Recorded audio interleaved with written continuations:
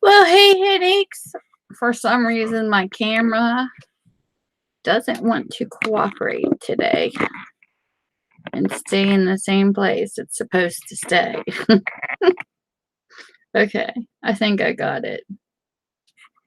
I'm over here seeing prayers for Cab. I was just watching. Hold on a second. There's a delay on this other camera. I can't get this to... Here, let's do this. I don't know if this will work or not. It's like sideways. There we go. I hate trying to adjust these while I'm on. I was trying to do this while I was just broadcasting, and for some reason it keeps moving. So I don't make you seasick. So anyway, I was saying prayers for Cab. I was on greenbaywacky's channel and seen where Cab's in the hospital, so they did a prayer stream for him. I hope to gosh he's okay. He's one of my favorites.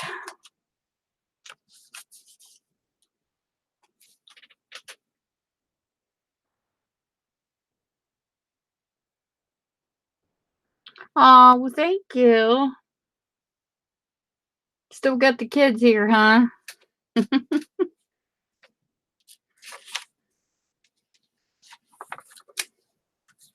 Well, thanks for stopping. Hey, Amy. I'm trying to get together channels on a piece of paper, so just give me a second. I'm like so behind. I should do this during the day and I forgot. I don't think I have your channel on here yet. I'll do your shout out too.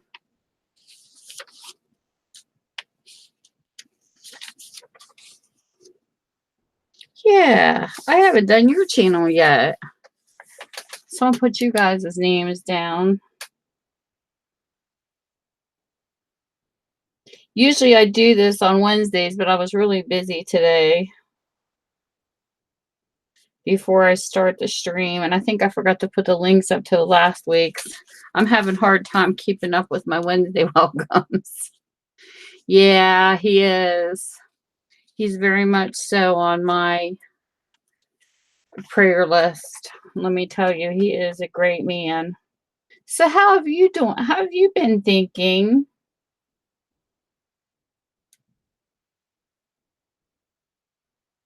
I'll put you on here too.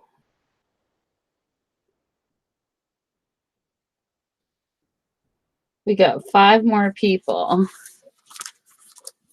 I don't think I've done Henex Family yet either. Or yeah, I have her name on here already. I got 5 more people to get their channels on here. Have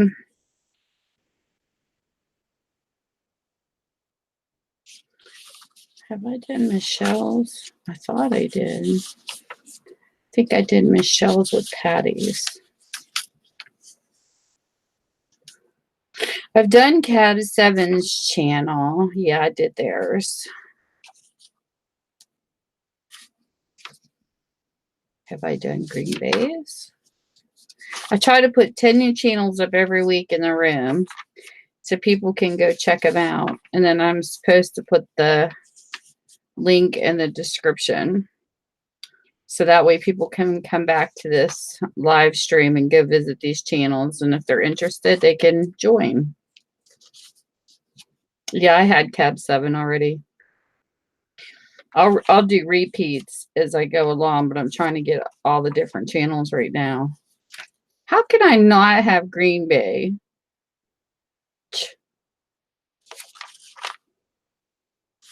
Seriously? I thought he did a shout out with his channel when I bought his Boulder Buddies, which my grandkids love. No, I don't have Green Bay on here. Hold on. I'm still getting channels together. Behind. I fell asleep. I had a meeting tonight too. And I was sitting on the couch after I got done work and I literally just passed out sitting up. My dog's looking at me like I'm crazy.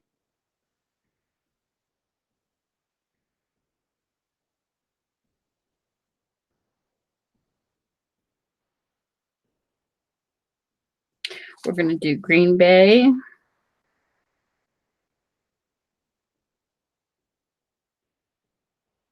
Another one I haven't done yet too is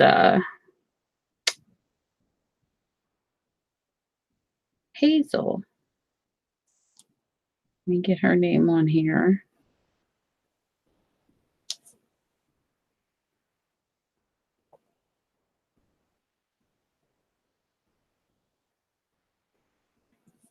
I love Hazel. She is beautiful. She's such a beautiful person. I actually mod on their streams. I moderate for Hazel and Drew and Tosh Time. Why can't I find Drew's channel? That's not Drew. There he is. You know what I hate is when you go into a channel that you know darn well you follow and you moderate for. This happened to me here not too long ago. And I just got done moderating the night before. And for some reason, I went to click into a friend of mine's video and I wasn't no longer there. It's like, what the heck? I was no longer subscribed. I hate when YouTube does that. And when you try to tell people you don't unsubscribe, they look at you like you're lying or something. And I'm like, I'm serious. I would never subscribe from a channel that I moderate for, especially them. And it was just crazy that TPG, it was TPG's channel. I was unsubscribed from it. And I'm like, I just moderated last night. And here's another channel I want to give a shout out to too. These guys are a lot of fun to hang out with. Okay, give me a second because I think there's one more and then I'll be done. And I can shoot the names in the room. I don't think I have done him yet either. Nope. I used to keep a list of this downstairs. Okay, let me get his channel up here too. These are some really good channels to check out. Okay, here's my number 10. And this person actually used to live near me. And actually they still don't live far from me, but he doesn't live as close to me as he used to. Okay. So here is the shout outs for tonight. And the last one, he's the one that lived near me. Here, hold on, let me get my keyboard up here. Okay.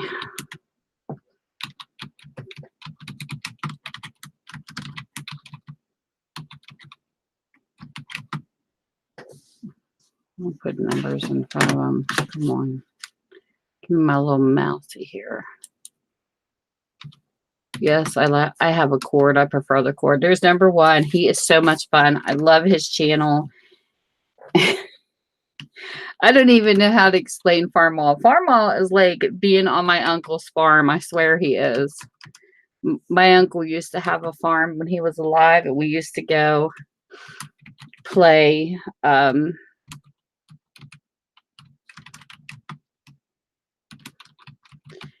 the 4th of July and stuff, and that's who farm. He just reminds me of going there. It's just, he is such a blast.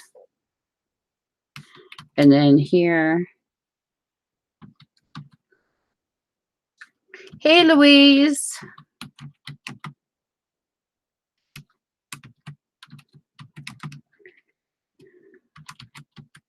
I think it's fun to network on here. Super MomGo is another one.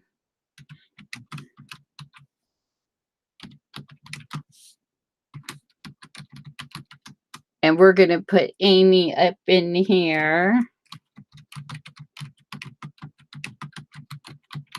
And thinking of others. I forgot to put 5 in front of your name.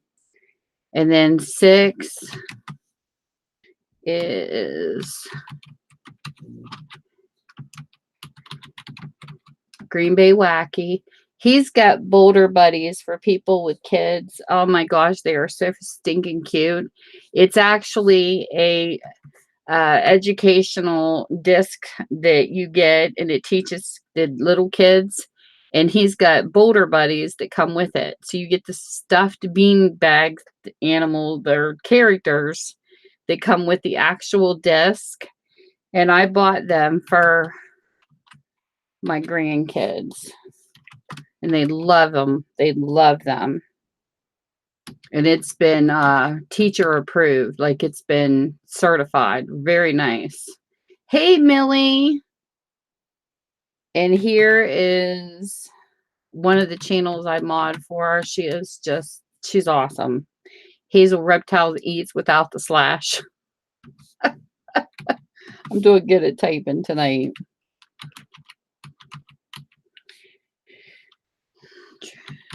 Food reviews. If you like snakes, Hazel's the one to watch because she's great with them. She's another one. And then here's Drew's food reviews. I mod for his channel too. He is a really nice guy. He does a lot of great reviews. And then of course we have Blue Rock. He is a great channel too, and they do paranormal investigations. I have a lot of different types of channels on here, and this person's also. He used to live near me, and his wife and I are on Facebook together as Ghost Mafia. She goes by Lady Swan.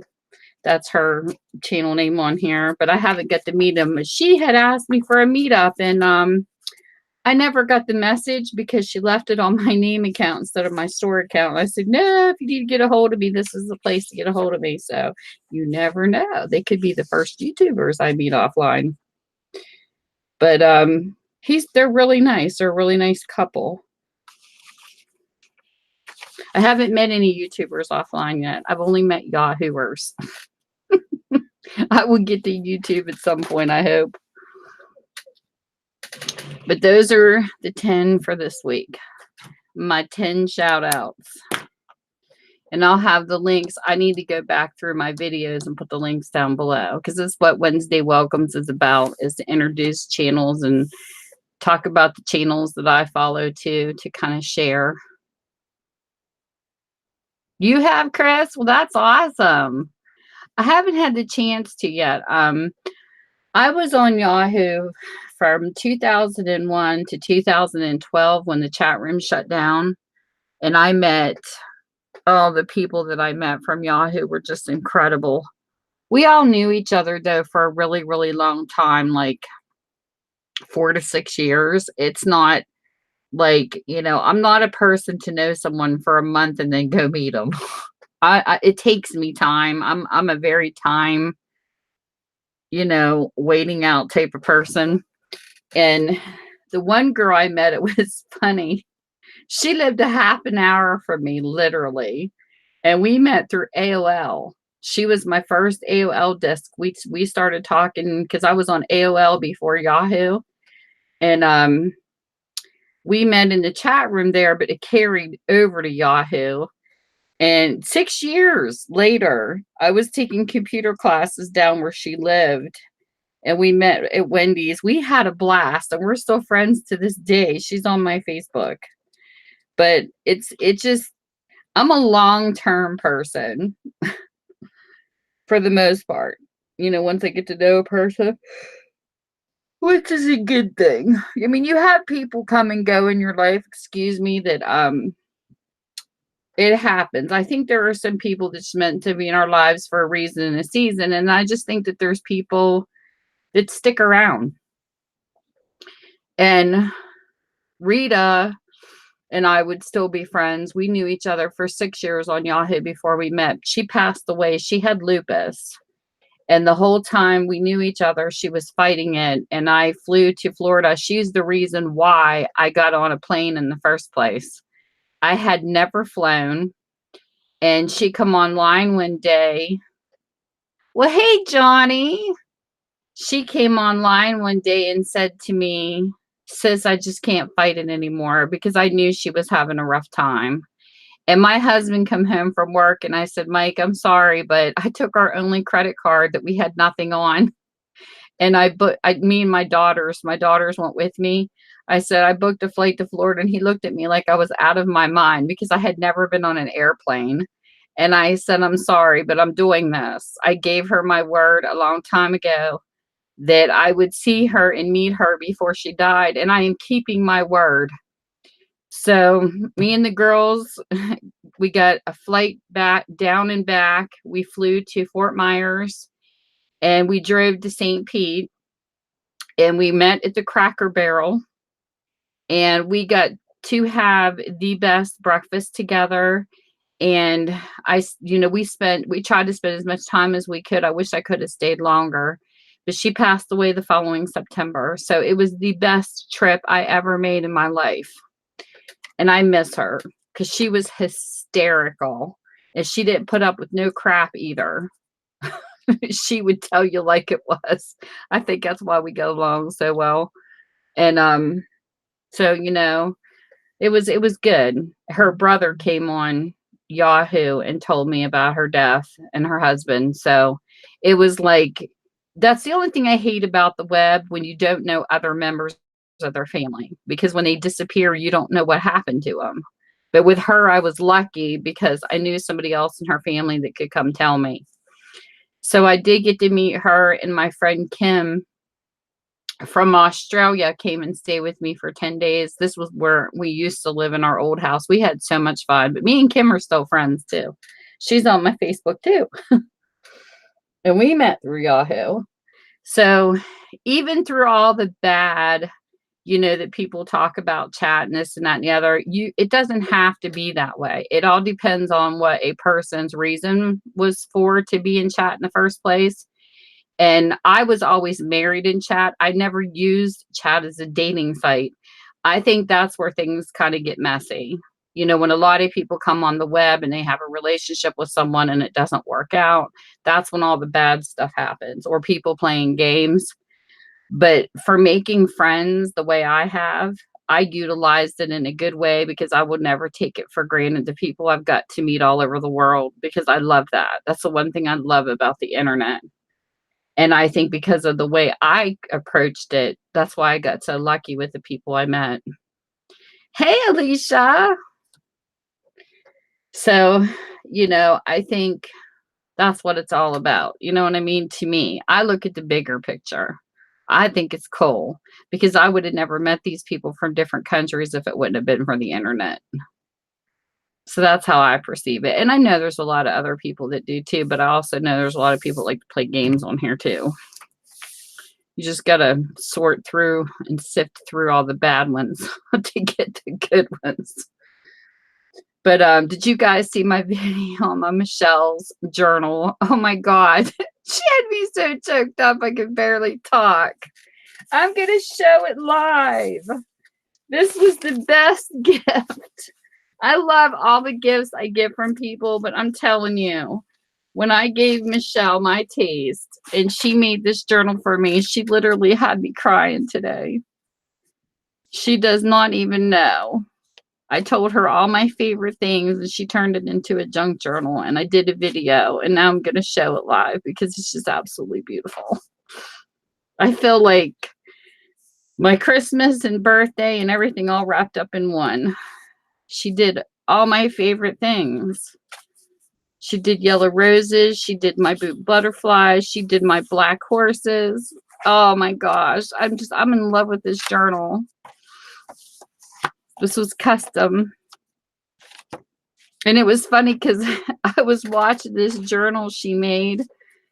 And I told her, I said, I love that you had that. It's in the back. It's the Shakespeare bookstore, being that I own a used bookstore. And I said, I would love to have a copy. And she stuck it in here. Isn't that like so cute? Shakespeare bookstore. I like that. But it's just, oh man, I was so not expecting all this beautiful goodies.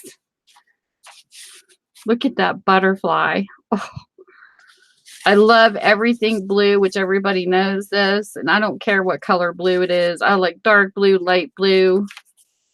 And it just, this is just me. This is so everything I love. Sunflowers. I love yellow wildflowers. I love yellow roses. That's the only thing I like yellow is flowers. But she just really hit everything. So and where she got these, I don't know what these are, but they're see-through. These are almost like I don't know. These are almost like a live, negative. They're just so beautiful how she did these horses. And the yellow rose, oh my goodness, it's like, man, she blew me away today.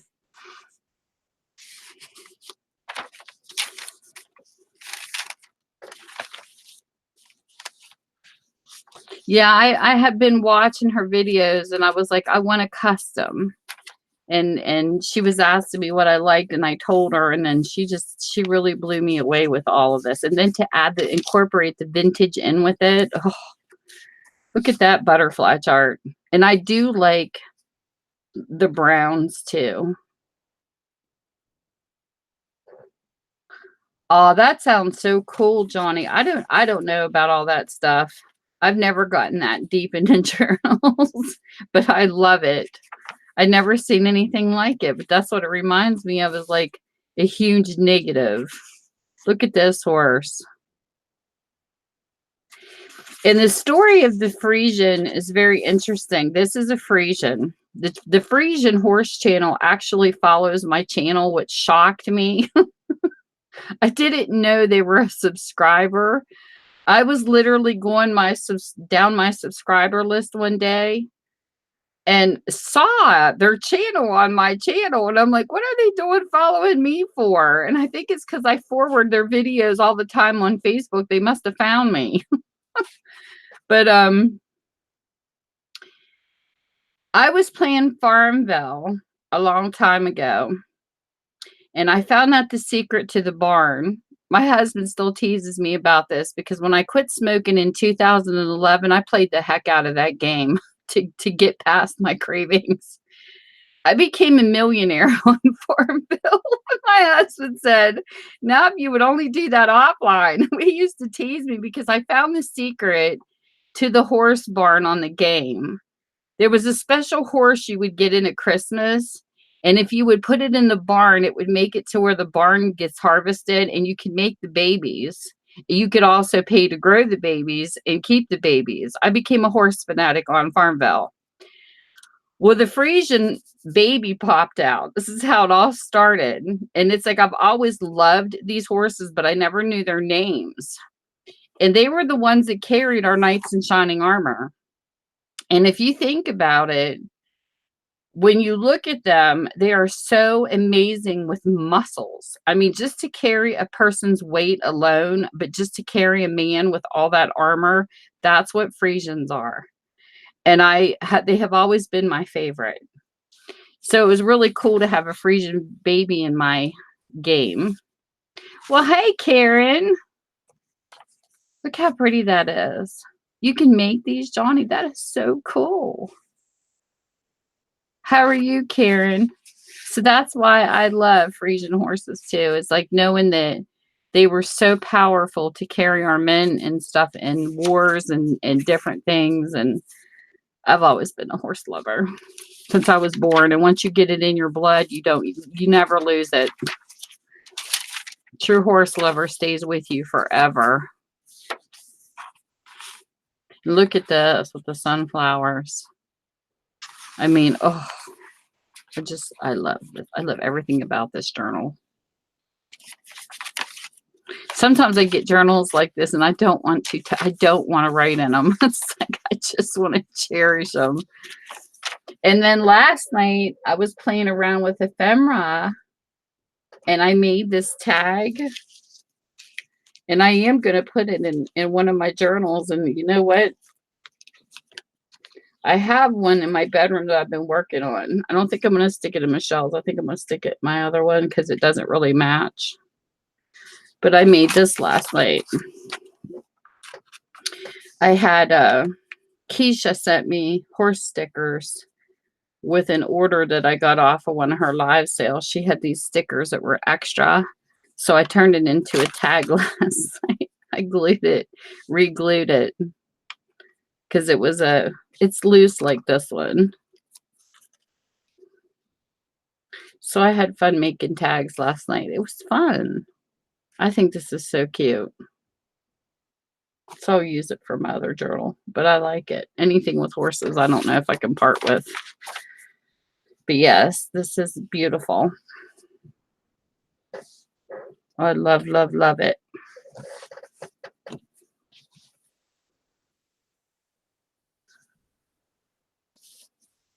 It's just gorgeous.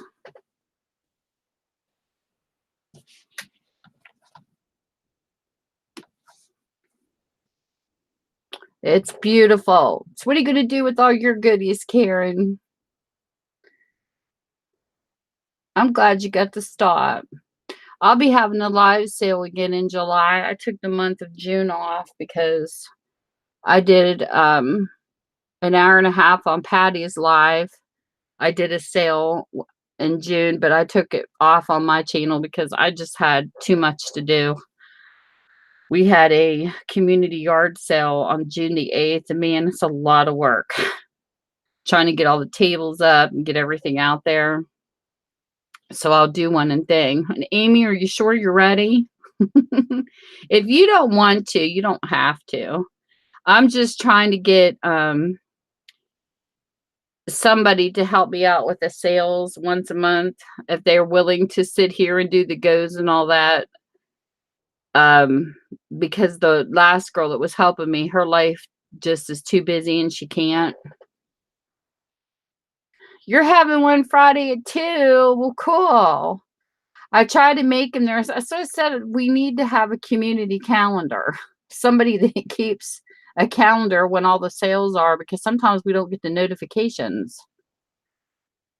I happened to go into your channel looking for because I like watching your flip-throughs on your journals, and I saw one I missed. I was like, no. So I go back through them and I try to watch them. No, it's okay, Amy. It's up to you. It's just I don't want to put you on the spot because I know that, some people are shy and some people, they don't, it depends because there's some people that'll do it in. Oh,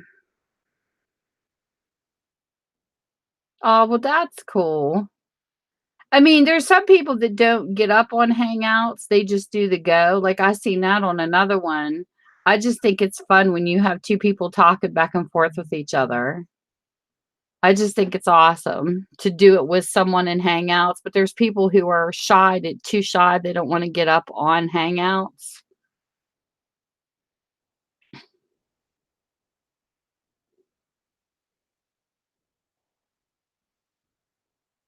I haven't seen Natasha do many lives. She used to do a bunch and I hardly ever see her on. In the past couple lives, she must be on a time when I'm working or I miss her because I haven't been able to catch her until later. I like her jibber jabbing. I like when people chat and they do that because it's fun. It's fun to sit down and craft when they're on talking. I love doing that. I will sit and turn on Natasha, whether she's live or not, and just listen to her and craft while she's talking. Because you know what I think is sometimes you get YouTubers that they do like words. Like I have a couple that do like inspirations. I don't want to watch the screen the whole time I'm crafting. You know what I mean? And it's nice when you find those people that just talk where you don't have to watch and you can just craft along listening to them. Because there's, even when I'm working in my bookstore, there's a couple people that like some news stations, and then like there's like the sci-fi, or not sci-fi. There's a science. Oh, what the heck is it called? It just explains different things and what things mean, like scientifically. I'll turn those on and leave my phone sit on a box so that I can listen to them while I'm working. And it works out perfect because I don't have to look at the phone. You know what I mean? Like I'm sitting there wiping books down that come in out of boxes and reboxing them in cleaner boxes to move them out of my garage, because every time books come in, I make sure I clean them before I bring them in my house. And so I'm out there washing and I'm listening to the phone at the same time, so I don't have to watch it every second. And it's really cool, and it's kind of comforting to have a voice in the garage with me while I'm working. Because I have a back garage by my bookstore with skids in it. So when the books first come in, that's where they go. And then I clean them out of the boxes and bring them into my store. That's how I do it. And right now I'm trying to get everything out of the garage because we have a little rat running around having fun. Got into one of my boxes that's got magazines in it, decided to have a little choose session on some of my magazines and ruin them, and I was not impressed. So right now I'm trying to get all the books, you know, the boxes that are open, the books in the middle section, so that way the rat can't get to them. But yeah, I have this little rat that's being a pest. Hey Metro, we called it Tumblr. We named it on the stream the other night. It's called Tumblr the Rat. Did she tease? I seen something about a tease. I didn't get to watch it yet. I think it's funny when they do teases on their sales before they do them. I'll have to go watch her tease session.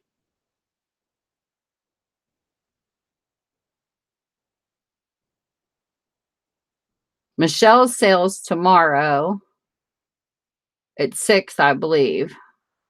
And then Johnny's, yours is Friday at 2, you said?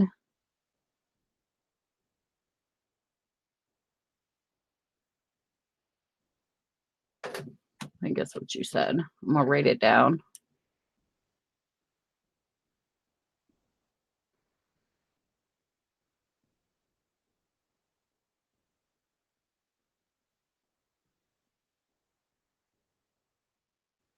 Okay. Friday at 2.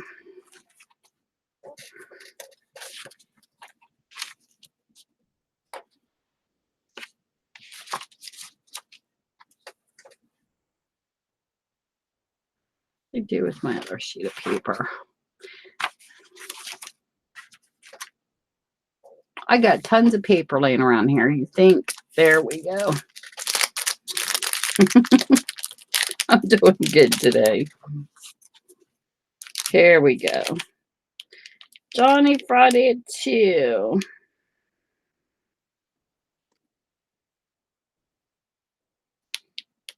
$2 p.m. All right, I got you written down. Is anybody else having any sales?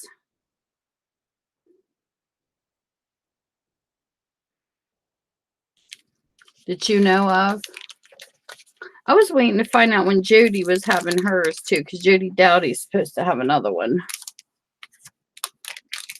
I got to get her sale date too. Hey, Michael. Well, thanks. I'm glad you got to stop in. I know I'm working on a journal still. I've got a couple more things I need to do to it, and then I think it's done. And then I'll be able to do a video on it. I'm pretty excited about this one. It's taken me some time to get it finished, but that's okay. I like taking it slow. I don't have it in here. I think I took it back and put it on my dresser. And I've got to finish it. I just didn't have enough ephemera yet done in it. Oh no, it's right behind me, but I'm not going to show you guys because it's a surprise. I just got some. Yeah, I just got a few more pieces of ephemera to put in it, and I'm good. It's good to go. It's nice. This is probably going to be the best one I've done yet. I think I've gotten a little better doing on this one. This one's got a theme, so I'm excited. You guys want to see a sneak peek of the cover? I'll show you a sneak peek. This is the cover. I'll show you a sneak peek because I have been wanting to make this forever. And I wanted to wait till I got a little better at journaling before I did it. But here it is. Here's the sneak peek. Yes, I did a blue holly hobby, and I am so excited. I've been wanting to do a holly hobby one for so long because I loved holly hobby. I actually had a holly hobby and one of her friends when I was younger, and I wanted to do something that was themed, and I'm pretty excited about this one. So we shall see. It's been a work.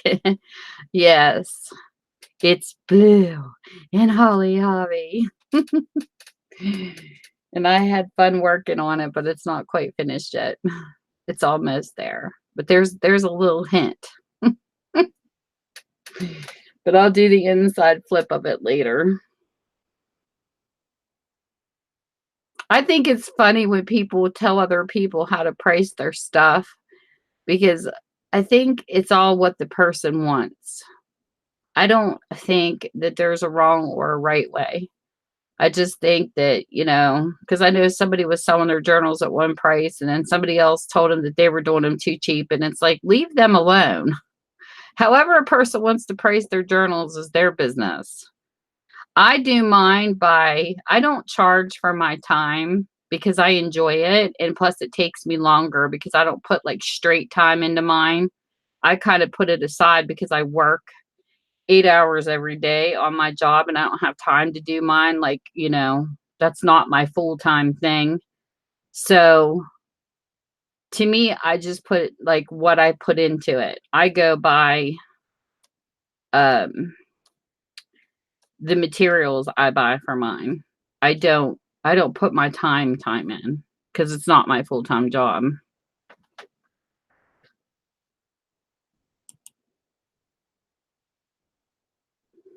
All right, Michael, you're good. However you want to do it. But yeah, when I first started, I had always wanted to do a holly hobby journal. And I thought, no, I'm going to wait because I don't want to do something themed and then mess it up because I'm still learning the ephemera part. I don't have a problem with signatures. I've done one with signatures. I've done an altered book and I've also done a ring binder.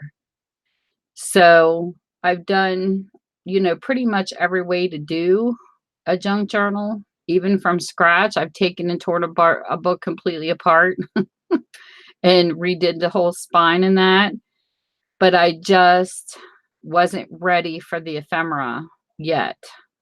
That's the part, that's my weakness still. I'm still learning how to do ephemera. And then once I did that, then I thought I was ready. Then I thought, okay, it's time to do holly hobby. So that's what I did. This is the one that I took the spine off of and redid. This was an antique book that came into my store. Someone just dropped it off. And I thought, you know, I really liked the cover. I liked the color of the cover because it had blue in it. But I wanted to do something with this because this was the in page. This was the fly page. Or whatever you call it. But the spine was only like an inch. So I took the book entirely apart and re-added a new spine. And then I took material I had gotten out of Patty's live sale, and I had reinforced it and used duct tape because I wanted this to be nice and firm, but pretty and straight. And I turned this into pretty much a flow where I could store pages in to pluck from. So I took my crocodile and put my eyelets in. And then the end pages, see, this was what the inside of the cover looked like. And then the next page, so when I took these pages off, I put them on the front and the back because I do like that marble texture. So I rebuilt it into this to give it a wider spine. So this is my storage book. And I do want to put pockets here yet, which I haven't done yet. I want to put a couple pockets right here to put more stuff in. But I think ephemera holding books are fun to make. I got lots of papers in here. And then my husband had this old shoestring that kept breaking. And he kept tying it together, and he stuck it in the drawer. And I said, I'm just going to use that as a tie right now. Tell me this ain't junk. This is definitely the signs of junk journaling right here, is when you got like a ripped up, I don't know, tennis shoestrings.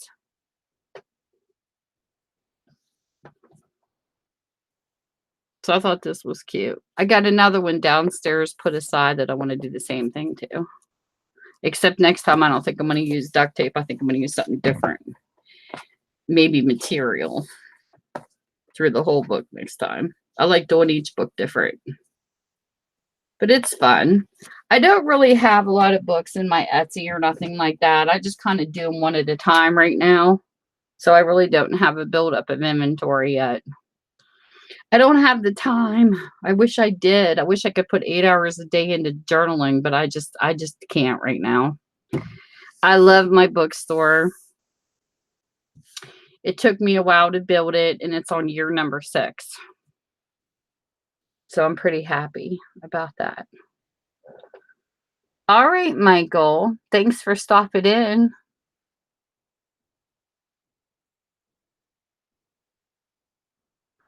But no, Amy, if you don't got to talk or anything, have you ever seen a live sale with 2 people in them? I mean, you can talk if you want to, like back and forth, but like you don't got to be on camera or nothing if you don't want to be. Some people are just really shy when it comes to going live. I just wanted to make sure you really wanted to do it. I don't want to put anybody on the spot and make them feel like they have to. It's not like I'm not going to speak to you again if you don't. All right. That sounds good then. That's a plan. I just think you have a wonderful personality. When I watch your videos and stuff, I just think you'd be really good at it. We have the gift of gab. The only thing we have to do is watch not stepping on each other when we're talking. Because I have a bad habit of blah, blah, blah, blah, blah, and trying to give the other person a chance to talk. I came from a chat room where 50 and 60 of us used to share a microphone, and we just did it. I don't know how we did it, but we did it. To go into talking to myself on YouTube, and now I've got to learn to share the mic again. Oh, well, you should have seen me in the first live sale I did on here. I was so nervous because you're like, what if nothing sells? What if nobody's interested in what I have? Talk about anxiety. So it was like crazy because the one friend that was helping me in the first one, she was just like, you were not yourself. I'm like, yeah, I was. I was just nervous because it was my first time. Now that I've got it down a couple of times, it's not so bad. I mean, if things don't sell, it's okay. It's not the end of the world. It's not that. It's just that I was really nervous that nobody would be interested. Like, I guess it's that downfall of having anxiety. But once I got it through, I'm okay. It's like if it sells, it sells. If it doesn't, it doesn't. But I just need to count to 10 and be able to present it.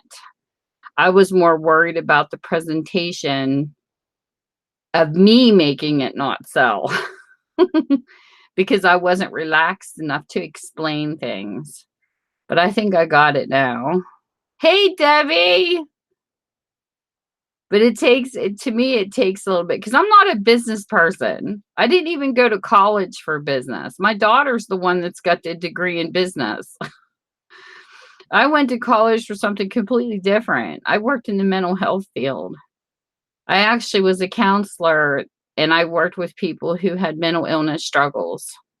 And we were called behavior specialist assistants. We worked under a person that had their bachelor's, and they would design a plan out to help someone, and then we would implement the plan with the actual client.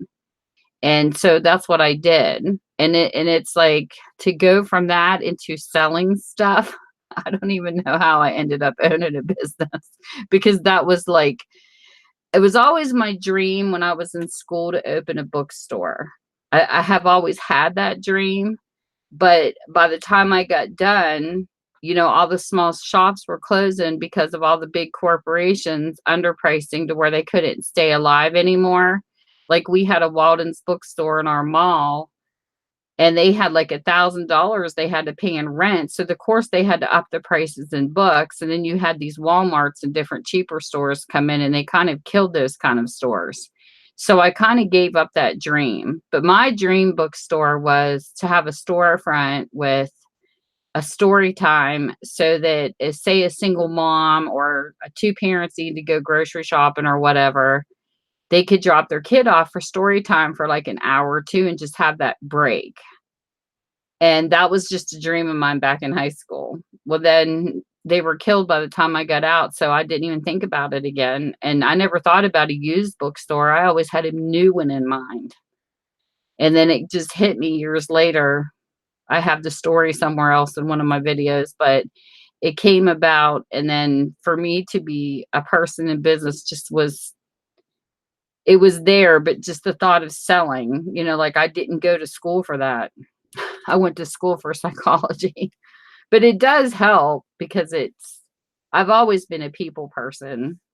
So that part of it helps as far as when you have people, like, for instance, I would have to say the funniest story I've had since I opened up my bookstore.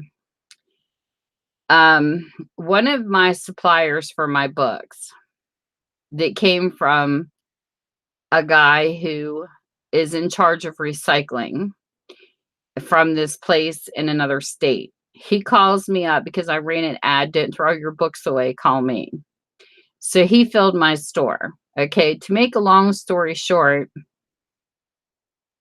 yeah, I have a degree in psychology too. I have an associate's in liberal arts, associate in applied science, and a certificate in human services, and then I have another certificate in computers. I was a busy little beaver, constantly studying. Um, and so when he packed these books and I went to pick them up, they were in beer boxes because beer boxes have handles and they're easier to pick up. So I'm unpacking these boxes into my store. And of course, they're all beer boxes, and they'll have Budweiser or something on the side of them. And I literally had a drunk come into my store. And it's not a label. This guy was so inebriated, he stunk. Because he's seen me unloading these beer boxes, he assumed I was having a great big party. This is just hysterical. So he comes up to me and he's like, "Where's the party at?" And he's slurring, and I'm like, "Listen, dude, these are beer boxes filled with books. I don't think you can drink them." And he says, "I saw you unloading a beer and I just thought it was a party." So I handed him an AA book. I said, "Good luck, dude," for free, that I had sitting in the store, and sent him on his way. But I have to say that was the funniest story of unpacking books for my bookstore. That was just downright comical. And he did come back later when he was sober. And he did buy a couple Bibles and stuff for his daughter and wife. But oh my God, he was really funny. I haven't seen him in a while. But he goes, "I probably could use this book." And he took it. He took it home. And I didn't mean it to be mean. I just thought it was funny at the moment. But I don't know. Just one of those comical things. You had to be there. Because I used to bartend years ago too, so I kind of have a knack of knowing how to deal with people who drink too. But I thought that was funny. He thought I was having a party. But the guy that does it, he told me, because he knows too, it's easier for me to lift those type of boxes because I'm old. And it's rough sometimes because some people really pack books in some really heavy boxes and I can't lift them. I'm like so sore at the end of the day. But the beer boxes are nice. So my basement's filled with beer boxes. So it's really funny sometimes when people come into my store and they see them stacked up. They probably think I'm a drunk. I'm not. I don't even drink. Very, very rarely. I got to be on vacation, maybe a pina colada by the pool, but I'm not much of a drinker when it comes to that. But I just thought it was hysterical. Religious studies sounds good. I've done religious studies, some a little on my own, but I don't have a degree or nothing in it.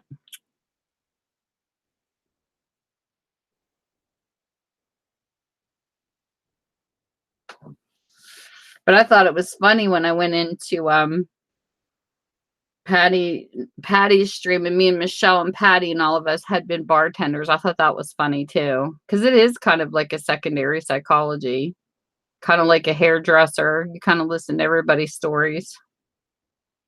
It's interesting.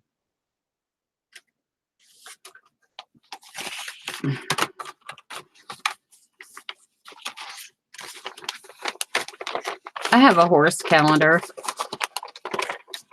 I never even opened this year. I get a horse calendar every year, and somebody else picked me up one, and I ended up with 2 of them. So I think I might end up using the pictures out of it. Calendars are cool. Oh, I bet. And believe me, sometimes you need that degree when you're on the web. Because you could run into some doozies on here.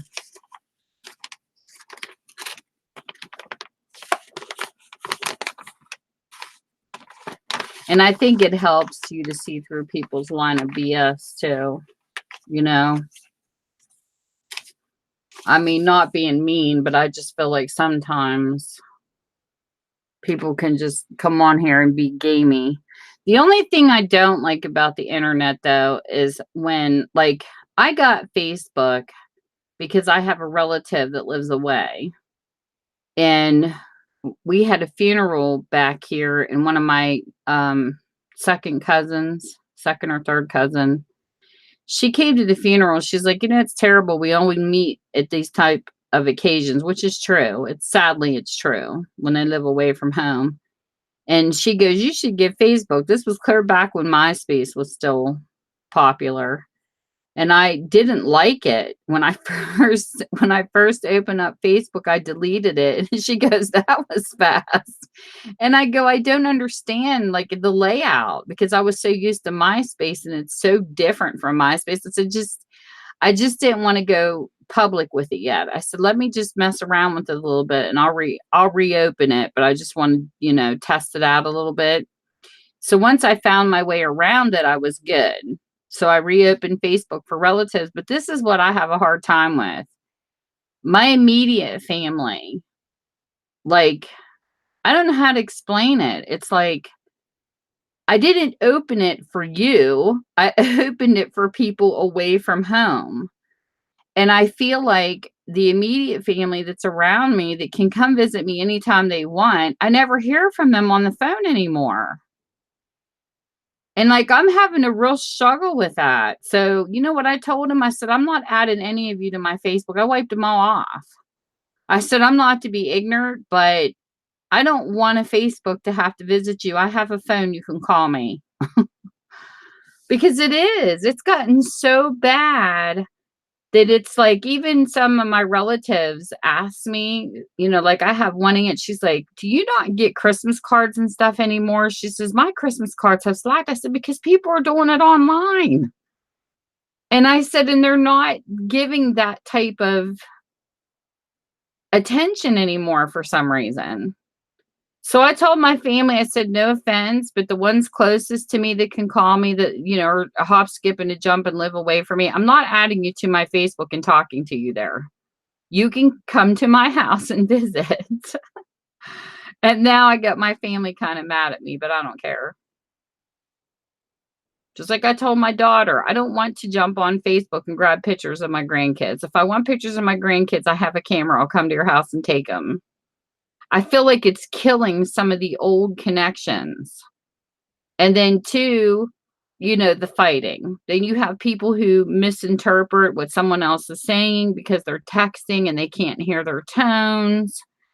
I just don't like it for that reason.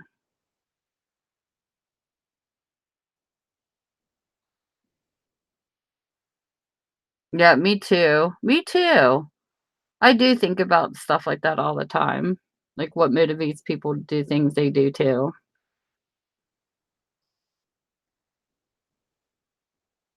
Because I know one time, like, I was texting my daughter through my phone. I didn't have a cell phone. Like, my kids had one before I did.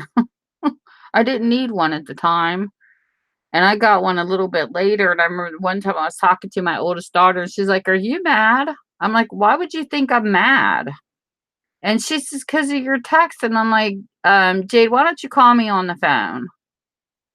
And she called me, and I'm like, "Why would you assume I'm mad? Just because my text, I guess, was blunt? I don't know. Are you supposed to dress up your text with adjectives or something?"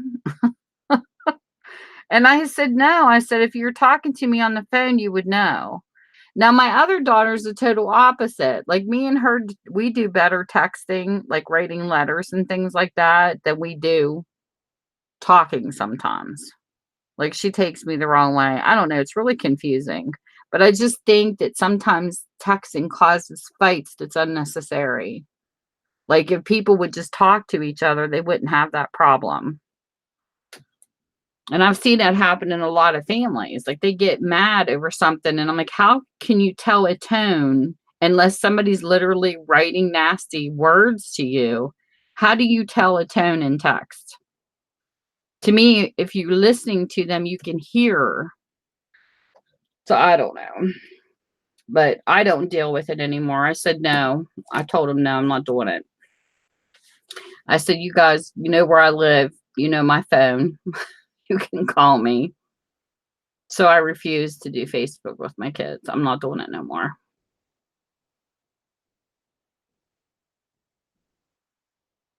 And then it's funny what comes out of people that you would never believe on Facebook too. All the drama's terrible. Like, one person never cusses, and that's all they do on Facebook. It's like you see a complete different side of a person. I don't know, it's just really weird. And people always do the reverse. Like, they'll say, "You don't know somebody on the web until you meet them in person." Well, sometimes you can know them in person and not know them until they're on the web. You know what I'm saying? There's some people that I was really shocked over, like, because I have high school kids that I went to school with, like high school people and stuff that, that are on there. They're like complete different people. I know. I don't either. I enjoy more interaction face to face or on the phone with a person. I just have a really hard time with, and Facebook anymore, it's like ads. Every time I turn around, it's ads. Like, even if you go into because I do like looking up yard sales, it's local and things like that. And it's like you go to the market and you click into it, and it's like you only see like so many pictures, like a set of four, and then it's ads. It's like, where are these ads coming from? They shouldn't be in the marketplace. In the marketplace, it should be people's personal posts as you scroll down. And then sometimes I don't even see them until it's too late. Like, they'll show a yard sale that was like 2 days ago, and it's just now being posted because whoever's heading the bargain sites that they're posted in, they're not letting the posts go through. Like they're pending ones. So they don't even get through fast enough. Because I know I was doing a book sale in my store one time, and you get up to like, I think 10, different website pages that you can post on. Only 3 of them went through. Yeah. And it's like, and I'm like, what the heck? I posted it on how many, and you're just now showing it like a week later. So the people who are moderating are not doing their job on the post. And I know they're free and all that kind of stuff, but why are you running a bargain site if you're not posting the post when they're posted? Especially when it comes to yard sales, because they're dated. It's crazy. I see that all the time here. And I can't stand seeing a yard sale when it's 2 days late. It's like, damn people, you need to get off your tush and get your fingers moving on your Facebook pages.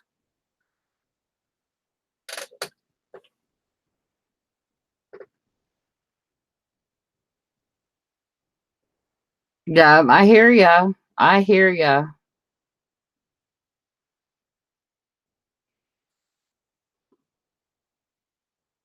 I go into the main Facebook page and it, just the regular where all the posts are, and I'll see like a couple friends and then an ad or the videos. This another thing I find annoying. It used to be the videos were still, and you had to push the start button in the center of it. Now they stop your page. Has your page ever frozen? I'll go and I'll be reading, and then all of a sudden a video will kick on and it literally stops my page. Like it freezes it. And then I have to stop the video to keep scrolling. That's annoying too. I don't know who come up with the concept for the video to automatically start, but that was terribly wrong. They used to have the little, like, forward sign like they do on or on YouTube, where you have to push it to start the video. They don't do that no more. Oh, it drives me nuts. I know. Especially when you got people sleeping. Like I'll be sitting with my husband in bed or something, and you'll hear "yay" or some music or something starts, and he's like, "What the heck?" It's like unless you have your volume turned down, it's terrible. Oh, I know, it's awful. I don't like that either. I don't like that feature. MySpace was nice, but their animation really lagged out the site. It got to a point with me on MySpace where there were so many animations on one person's page that it just lagged the heck out of my computer. So that's one thing I did like about Facebook that it didn't have. I mean, I love animations. I just don't like the lags it costs to your computer. But I don't know. Facebook has really gone downhill compared to what it was, for sure.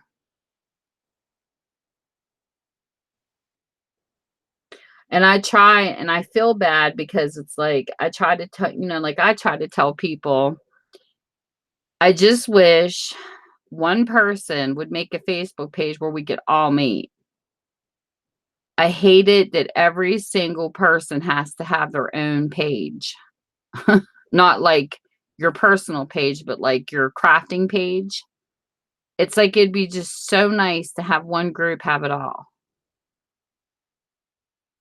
instead of going to 50 different pages. It's like everybody so wants to control their own page. It's almost like they can't do groups anymore with everybody there. And it's awful.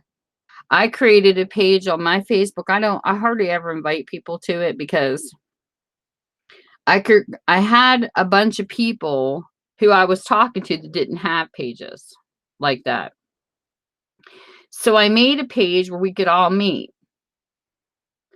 And then once I made a page and they asked me how to do it, then they all made separate pages. And I said, but the point was I made the page so we all had a place to meet. And now you're all making your own pages. If I would have known this, I would have just told you how to make the page and not made one. I just wanted a page where we could all go. Because my Facebook page is really simple. It's just, there's no rules. You just come in, you relax, and you're respectful to people. That's not that bad of a page. And then if you're crafting something, you can do a video, or you can just show pictures. There's like no rules that you're, because I was in this one group, they were just awful. Like, if you didn't participate in events, nobody talked to you to even want to teach you anything. And then it's like they would kick you out if you didn't participate in events, which I think is just really rude in the first place. And then I got into another group where it's like, I like no pressure. If a person wants to start crafting, if they've never done it, they shouldn't be pressured into doing anything. They should be able to sit and observe and ask questions. But like this one group I was in, it's like if you would ask questions, like they had 3 separate sites. And if you ask questions on one page, they ridiculed you for it. They were being like, this is not the page to ask it on. You got to ask it on this other page. And I'm like, oh my goodness, you can't even chat. So it's stupid. You get into some of these groups and there's too many rules. Yeah, hopefully. It's just like I want to go to a group I can relax in and get to know people and chat with them and that kind of stuff. Like, I don't like being a part of a group that's scattered. It's too hard for me to follow a group like that. I mean, it's cool, like some of them will have events and things like that if you want to participate. But what if you don't know how to do part of the participation? Like, what if they do an event and you can't ask them? Because if you ask them, you get ridiculed for chatting on the thread. And I was just like, I felt my head. I unjoined a bunch of groups because I just couldn't deal with it anymore. And I kept it just to a few groups that I thought were pretty easy. And like my Facebook page, we have a few people that will come in and show the crafts that they're working on. And like it's kind of like reviews too. If you find like a crocodile or a tool that you're using for crafting, you can even write about that tool and say, hey, I'm using this new tool I bought and I like it or don't like it, and give your pros and cons. So it's kind of like a review crafting thing too.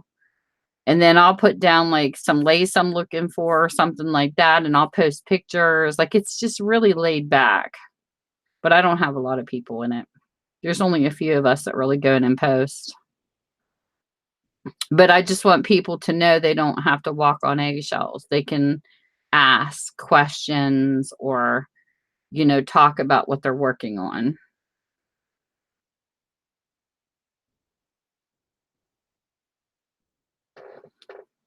I think a group like that's nice. I think I only have like 80 something members in my group. It's a small one.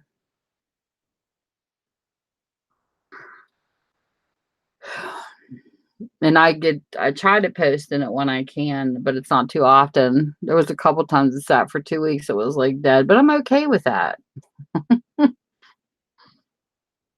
Yeah, that's me too.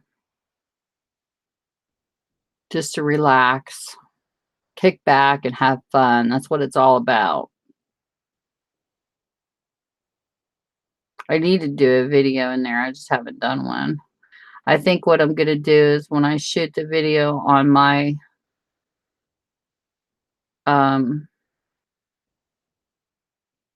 Holly Hobby journal, when it's done, I'll show it in the group when it's finished. I'll do that sometimes. I've went live on Facebook before. It's not one of my favorite places to go live on because sometimes people will see it and sometimes they don't. Sometimes you'll see the text when you're in a live on there, and sometimes I don't see them until after, and I felt so bad about that. I shot a couple videos in there one time, a couple different occasions, and people were talking to me, and I couldn't see them until after it was published. I'm like, sorry, I didn't mean to ignore you guys, but I didn't see you texting at all. It's got its issues, just like YouTube does. Yahoo was like that too. I remember, because everything online is coded. And I remember on Yahoo, sometimes you would be in a chat room and you would miss people's texting, or even in a private message, their text wouldn't show. Because I had a friend that was on there, and I would call her and I'm like, "Are you not getting my messages?" And she says, "I didn't get nothing from you all day." And she would go and reboot her Yahoo and nothing would come up. It's like they just we used to call it the web monster, would eat our text. And then there was times when camming we didn't seem to have too many problems with, but it was texting. Like sometimes it was shut. And I had somebody that was in one of my sales one night and everybody else saw their text, but I couldn't. So I pulled my phone up and I still could not see that person, and I did not have them on ignore. I went into my block section on YouTube and everything, and I could not figure out why I could not see her. She comes to my live sales all the time, and I was missing her text in the last 2 sales. And then one day she came in and everything was fine, and I saw her. It was really weird. And then somebody else in another live stream, they called it ghosting. They said that person's ghosting in the room, but other people could. It was just really weird.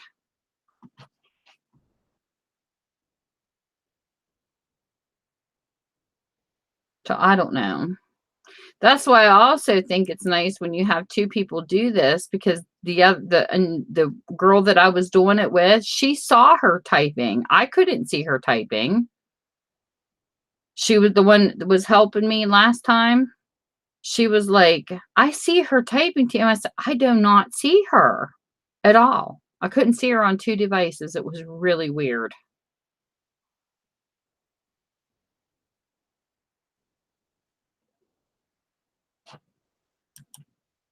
So I don't know. Then that happened in a live stream. I think it was Katie's Tribe of 5. That happened in her stream here. I caught part of her sale, and the same thing happened to her, was that somebody wasn't there. And she had to go somewhere. Somebody talked her through it, and that person was in her block, and she don't know how they got there. She had to unblock them. And she goes, "I didn't put him there." I don't know.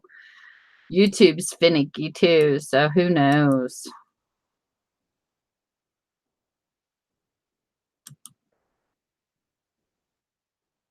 I can't remember how you get there. I'm constantly digging people out of my spam on YouTube too. And you can't see that on a phone. You can only see that on a computer. So I started making people moderators so they wouldn't fly into my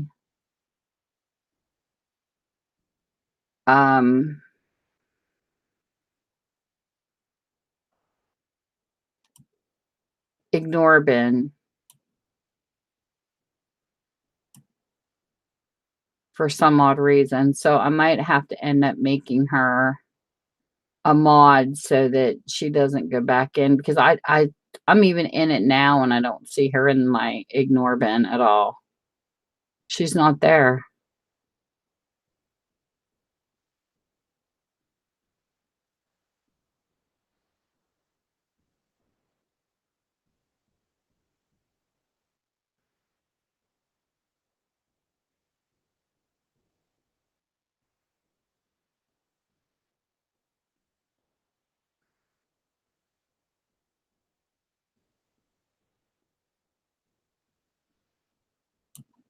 Yep. It's weird. Very weird.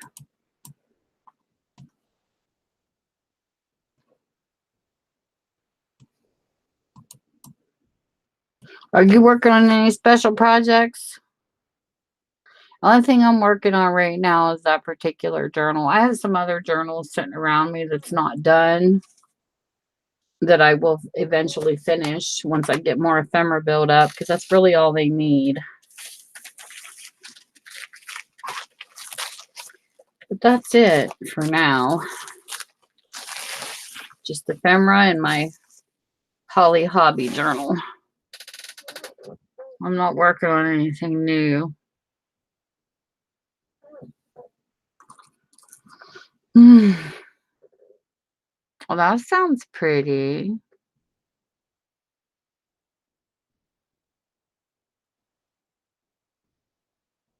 I love autumn. Well, actually, I still have my memory when I'm working on them for my cats, but I haven't got it done either. I made these last night. I'll lay these down.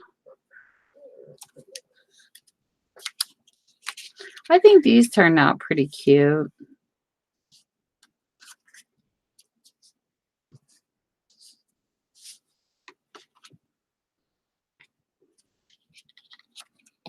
This one here was funny. I used makeup. I don't have my glitter in here. So I took this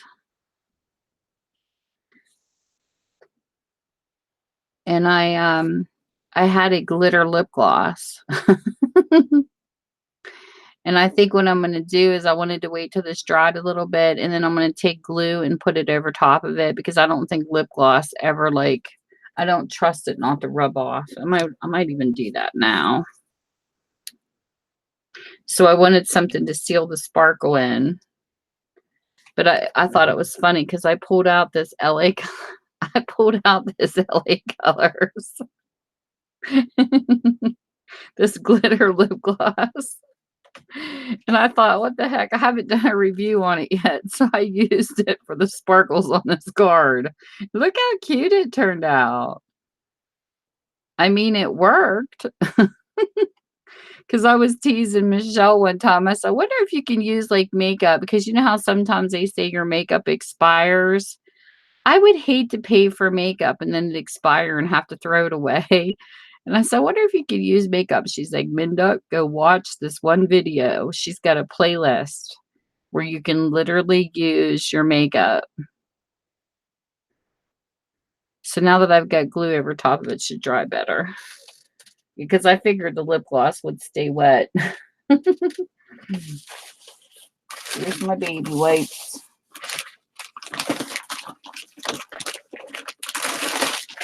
Love my baby wipes.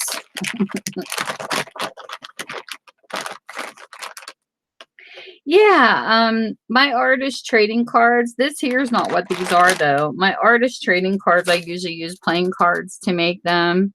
But these here are just cardboard. I started saving some cardboard boxes. My husband eats those Clubhouse crackers. So I started saving his cracker boxes, and that's what I made these out of last night. I just cut them and put music paper on them, because that's what it is, cardboard boxes. And I decided, what the heck? Junk journal. That's what junk journaling are, right? You're supposed to upcycle. And because I told him, I mean, you can get craft paper to the brown craft paper I like to use. But he loves this. This box is kind of destroyed. But he likes eating. This is his addiction right now. The Great Value Hip Chip Ice Cream Sandwiches. So I take these boxes. This one here, he smashed for some reason. I could kill him when he does this. I tell him all the time, don't smash them, because I can cut them up and use them. You can't use them when they got a bunch of creases in them. But anyways, this one here is garbage. But I will take this and I will unfold it and flatten it. And I've been saving these and sticking them in because they're like thin.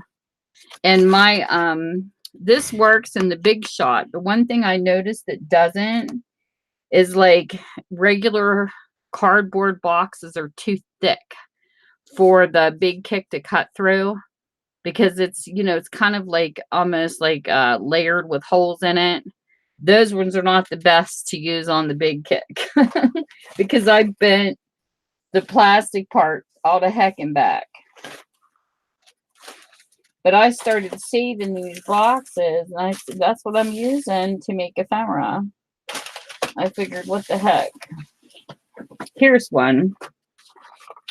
Because these and cracker boxes and cereal boxes are perfectly thin to use. And if you want to get white and not just brown, but like, you know, multicolored backs.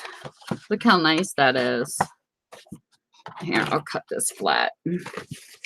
That's what I do is I go through his boxes. I have a recycling bag. And I'll go through and I'll cut these down.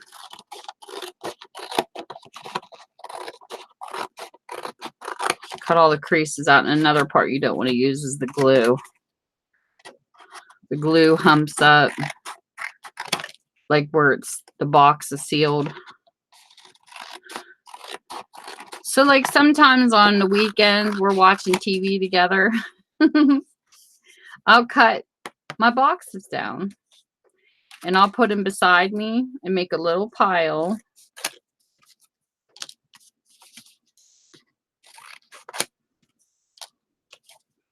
And then I pull out my dies, and then I start cutting with my Big Shot, and I make these into shapes.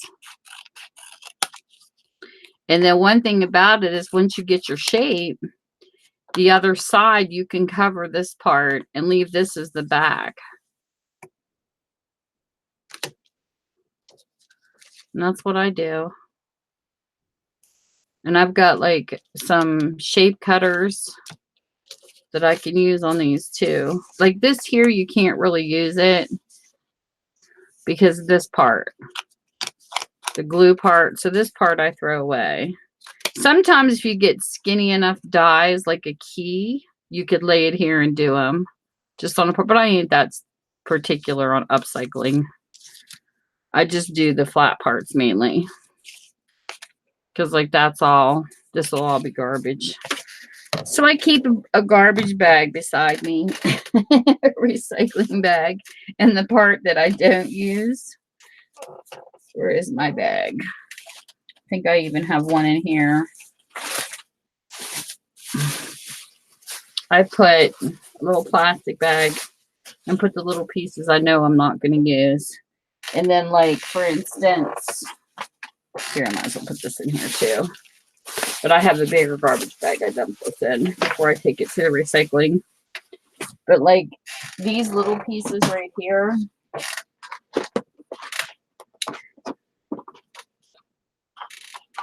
I have a pineapple. I get a bunch of these little punchers. And here's a heart one. And I have a little button box with little compartments in it. And in one of the compartments, I have these little punch out things. So I can take the littler scraps and use it for these. Well, it'd be nice if I had it sitting down. I can see my head here like this. I think I got these ones. They're called Punch Bunch. I think I got these off of Amazon. Come on. I have no strength to punch this. For some reason that's not working. Hold on. We'll do the heart. There. So see, I can punch the little ones out of these little pieces.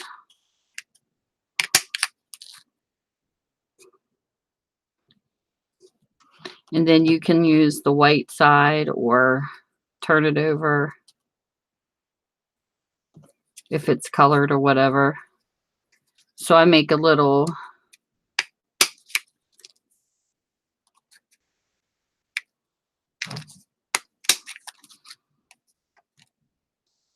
I have these stored in a little pocket.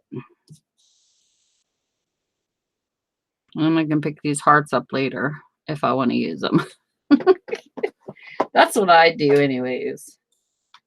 So I have like a bunch of colored ones in here, like with excess paper.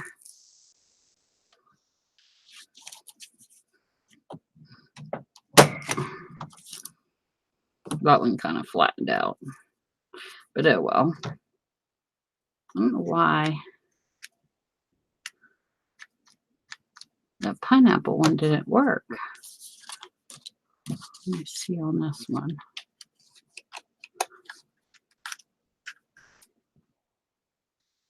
Isn't this working? For some reason, that's weird. Maybe it's too thick. It might be. Let me try it on paper. Oh yeah, this one's a paper one. Some of these will punch through cardboard and some of them won't. So we got little pineapples with this one. I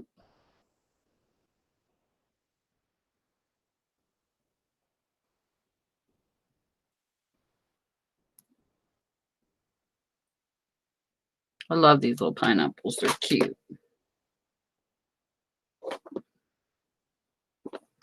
So that's what I do pretty much on the weekends. I got to find the rest of my punchers though, because I got more than this one. I don't know what I did with the rest of them. I have a few more. But those are kind of good for little pieces of scraps that I have left.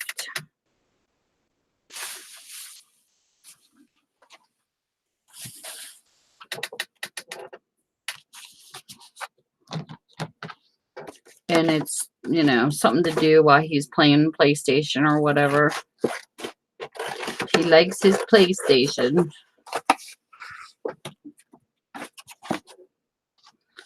But I got a bunch of boxes in there I got to cut up and finish. And I have a whole bunch of dies. Oh my goodness, the die collection I have is crazy.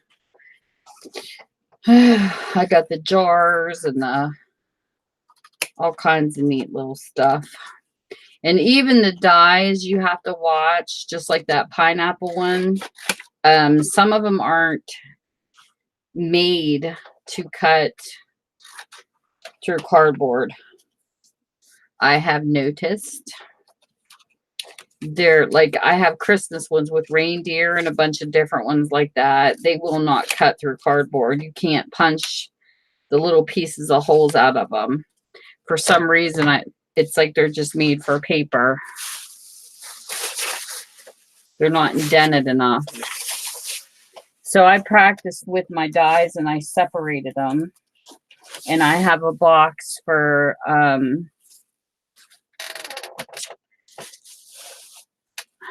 have a little not box. I can't even talk today. Baskets. I have a little basket that the ones I know will cut cardboard in, and then I have another little basket so that I put the dies in that only cuts through paper. So I keep them separated so I don't have to remember which one does which. But the Christmas ones have so many details that you punch like the little things out of that it doesn't work. Like I had one I think I showed in one of the books I did. Let me pick these up. That one's still wet, so we'll leave that one on top.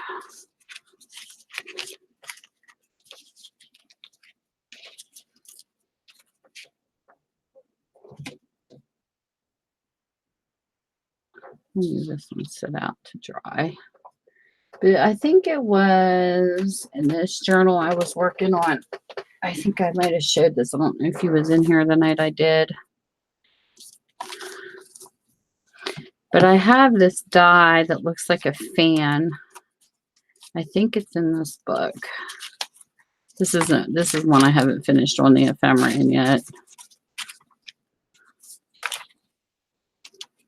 Yes. I did this on paper and it looks like a fan. And every single piece of these little hearts punched out. This is one of the detailed dies. And because this one was done on paper, they kind of fell out to give the pattern. But when I did it on cardboard, this is what it turned out to look like. The pieces wouldn't punch out because the die itself wasn't deep enough to cut through the cardboard.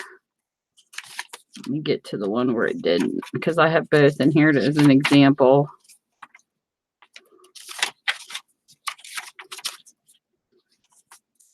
Just got to find out what page it's on.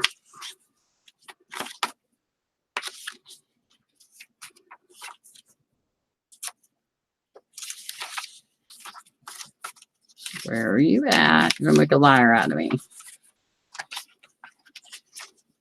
So here it is. When I did it on cardboard, all it did was make the indentions of where the hearts were to be punched out, and they wouldn't come out. Because this is cardboard and it's thicker. So I just left it look like that with the design in it. But every single one of those hearts should have popped out. And it didn't. Let's see if I can hold this closer so you can see it.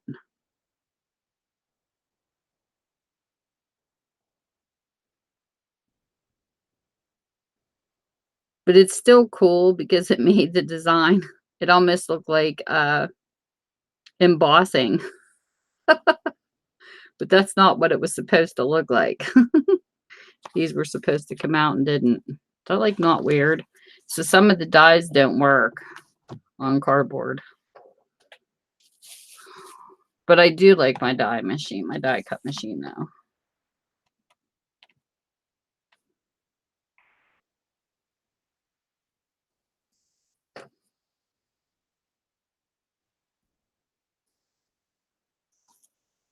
There for a while, I was trying to fill up my shop and I was just trying to get some done, but I'm going to have to take my time. I'm not one to pump out journals really fast and do a good job. Like to me, they were like, I felt like they were half done. So I think taking more detailed time is better. But when I started, it's like I would see something and I overshopped. Like I'd see an idea and everything, but I did not overshop with tools.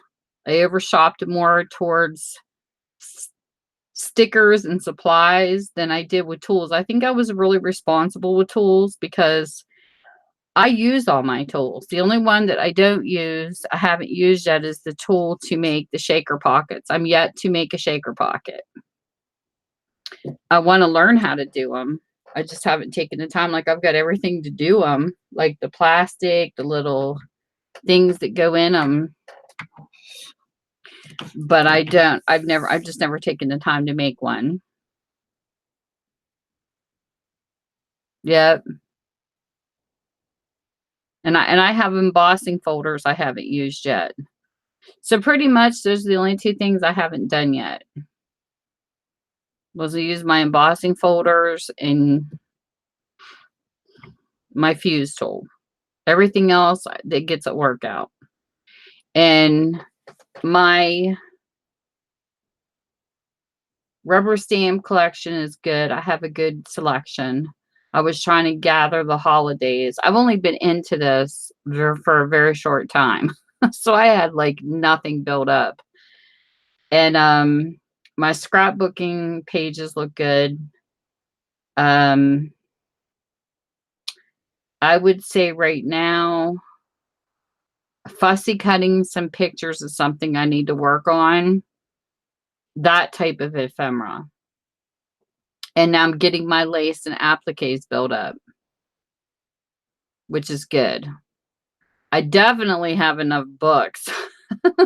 The only thing I don't really have books on though is I wish I could find, like going thrifting, I wish I could find more books that had maybe like flower pictures that I could turn into tags and things. I think once I get that build up some, I'm good. And when I sew, I do by hand. I don't have a sewing machine.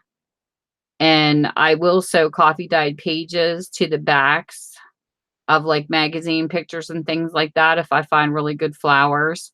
But I just need to have like a basket built up. Like I need to put like a couple baskets maybe from the Dollar Tree or something and start building up like maybe some birds and some flowers and things like that. And I think I'd be good because the live sales I've been hitting, I've got some really great items. But I'm really watching what I get. Like, you know, I don't go in and just splurge just to splurge. I really pay attention to what's being sold and how I can utilize it. But my whole thing right now was just getting my stash at a pretty decent size, and then I can slow down on buying some.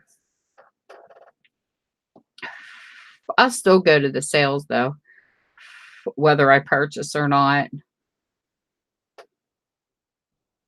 But I pretty much know what I need now and what I don't need.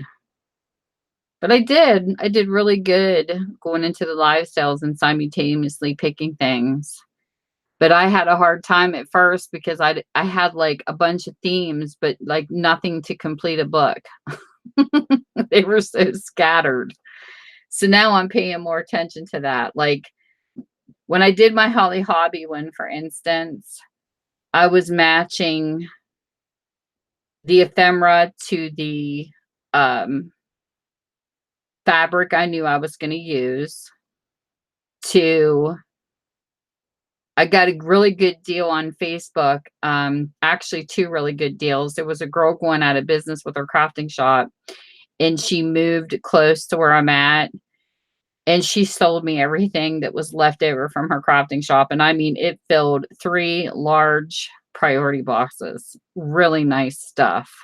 So I got a variety, not just one theme though. So I just got to theme it up with stuff. And a guy sold a box of beads, and I'm talking a huge box of beads for $40, every color you can imagine. He had them separated into baggies. So I do not need beads. I think the only thing that's not in it is wooden, but I have every color you can imagine. Yep. I don't have a sewing machine. Hand sewing's really not that bad though. I don't do anything crisscross or nothing. I used to embroidery because I was a Girl Scout, so I learned how to do some embroidery stitches, and I just do a regular stitch for when I sew. I don't have the journal to show you because I sold it. But for Valentine's, I had a pocket I made with a non-copyrighted picture of a cat, and I took and sewed it just around the edges, just a straight stitch in and out all the way around it to coffee dyed paper and made a pocket. It was really cute. Yep. I hear you, Amy. I hear you. You need some happy mail. Gonna make a wish list. And I'll tell you another thing that kind of helps too. Not just, to me, it helps. I don't care if people use it or not. This is what I do. A friend of mine did this and kind of gave me the idea. TPG had his Amazon wish list, and he made it, and then he posted it in his description. And I saw it one time when I was watching his videos, and I thought, you know, this is a really cool idea. So like when his birthday came, of course, I snuck in and bought him something that was on his wish list because he would have things that were pricey to things that weren't that pricey. But I like the thought of an Amazon wish list, not even just to post it for public people to buy, because I don't expect people to buy me anything, but I like keeping it in my description just for the fact that sometimes I'll be on and I'll think, okay, I had this set of blue pages I really wanted, and I found it on my Amazon wish list, and I went and purchased it for myself. But it's nice to keep a wish list on your Amazon so that way you can even do comparison prices. Like Amazon sells everything from your scrapbooking paper to lace to materials. You can buy everything on there. But you can also find stuff at churchyard sales. Churches are the best place here to get things reasonably. They have great laces around me when it comes church time, especially this one church. They haven't had a sale yet this summer. I'm waiting because they had one last year, and oh my goodness, I was in like crafting heaven. And I think I got this great big roll of lace for 10 cents. I mean, you just got to know where to go. Hey, Luz. Yep. So that's what I did, is I didn't know my niche either. I still really don't know my style, to be honest. I think I'm kind of all over the place. I don't think I really have a style yet. I just kind of do themes for now. But I think when you create an Amazon wish list, if you get the chance, check into it, Amy, because I'm telling you, it is really cool because it gives you an idea what you're looking for, but also how to compare prices whenever you're having sales, because you have that wish list there at all times. And I keep it in my description box. I've never had anybody purchase off of it. And I don't expect people to.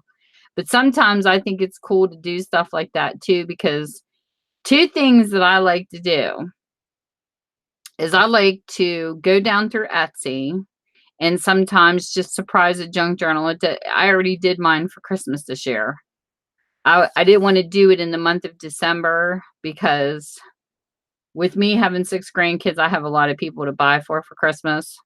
So what I do is I'll pick a month of the year and I just go down through Amazon and I'll type in handmade junk journals or just junk journals.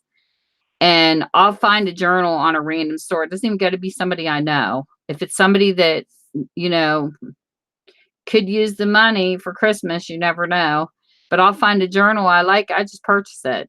And I surprise that shop because then I contact them after I make the video and I send them the link so that they can see me and open their thing.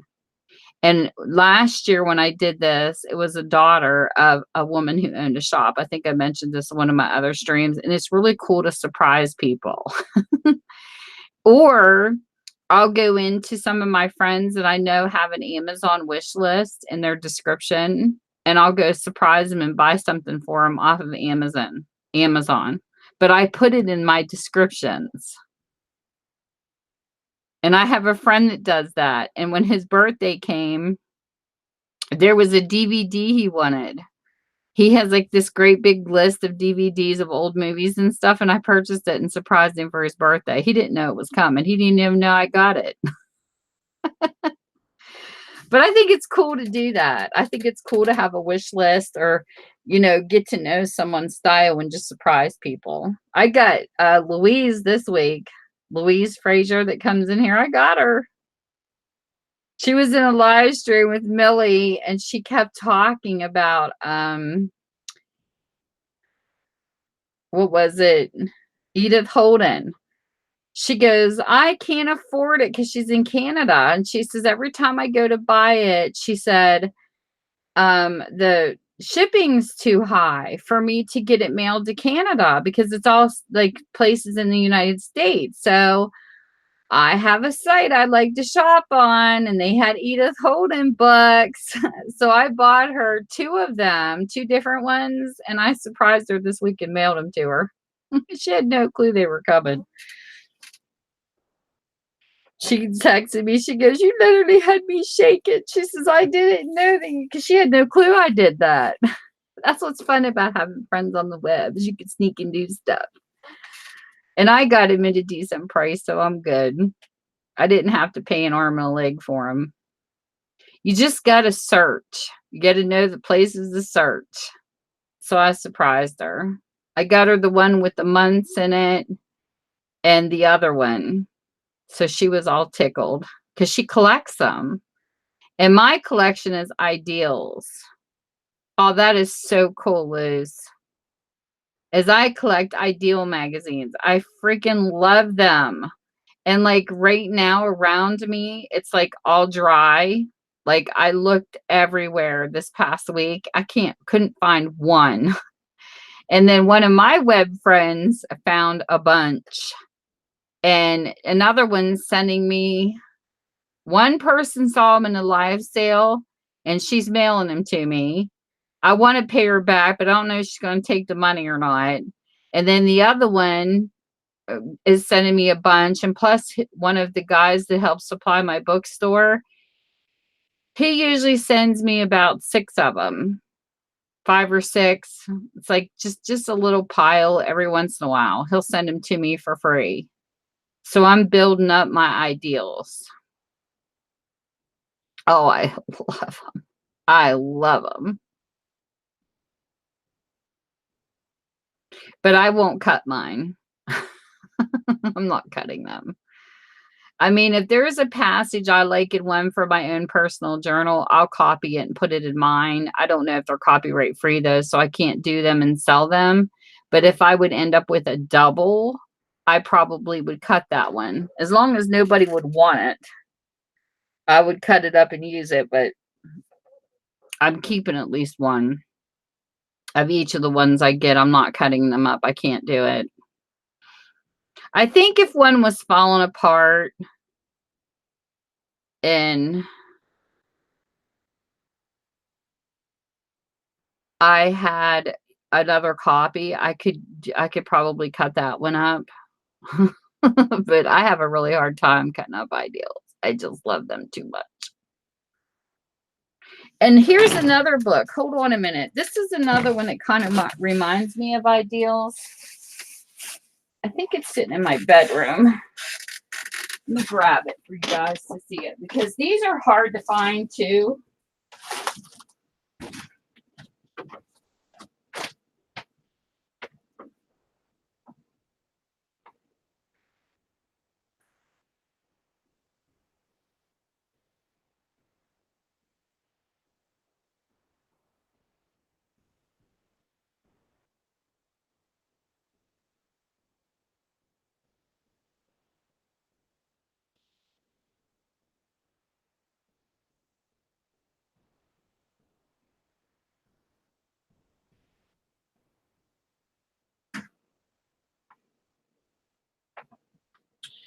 Oh, these are so my cup of tea, ladies. Okay, now these here are not, it's really hard to explain these. They're not a group. Like if you type in ideals, you can get a bunch of ideals pop up. These here, even though some of them have the same author in them, they don't come up as a set. They're separated. So I'm not sure how many of these there are out there, but I think this was a magazine that used to be published, and someone turned them into these collection. It's like a collection in a book. And when I have Googled this, I don't get any more that show up. Okay, now you'll see that this one's called Along the Way. Okay, here's another one I found called My Country 'Tis of These, the Readings in Americana. It's the same. You can see it's almost identical in how they're both covered. And I have 2 more like these with 2 different names, but they don't come up as a set. So I don't know how many of these are floating around. I have went by the authors. I have went by the publishing companies to try to get these. And I found one at a church sale that I didn't even know existed. And then what these are, when you open them up, these are just beautiful. This is Warmest Regards to You and Your Family, the Megabytes Activity Club, whatever that is. Coshocton, Ohio. This is a 1975 is who this is by. And these kind of remind me of ideals.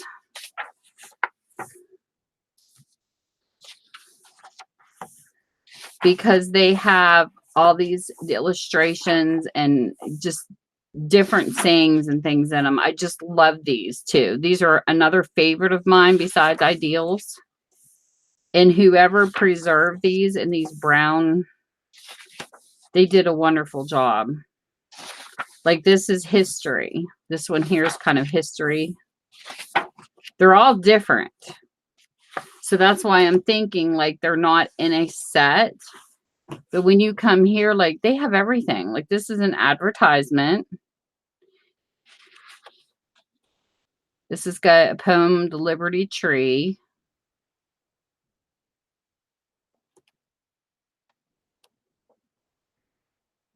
But I thought that I found one and I looked it up and it used to be a magazine of some sort. And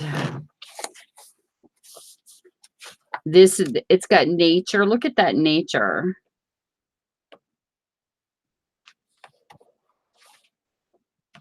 It's got a lighthouse. So this is one of them, just to give you an idea. They're all different though. So maybe that's why they're not listed as like a set. But I keep looking for them because I'm not sure how many of these are floating different.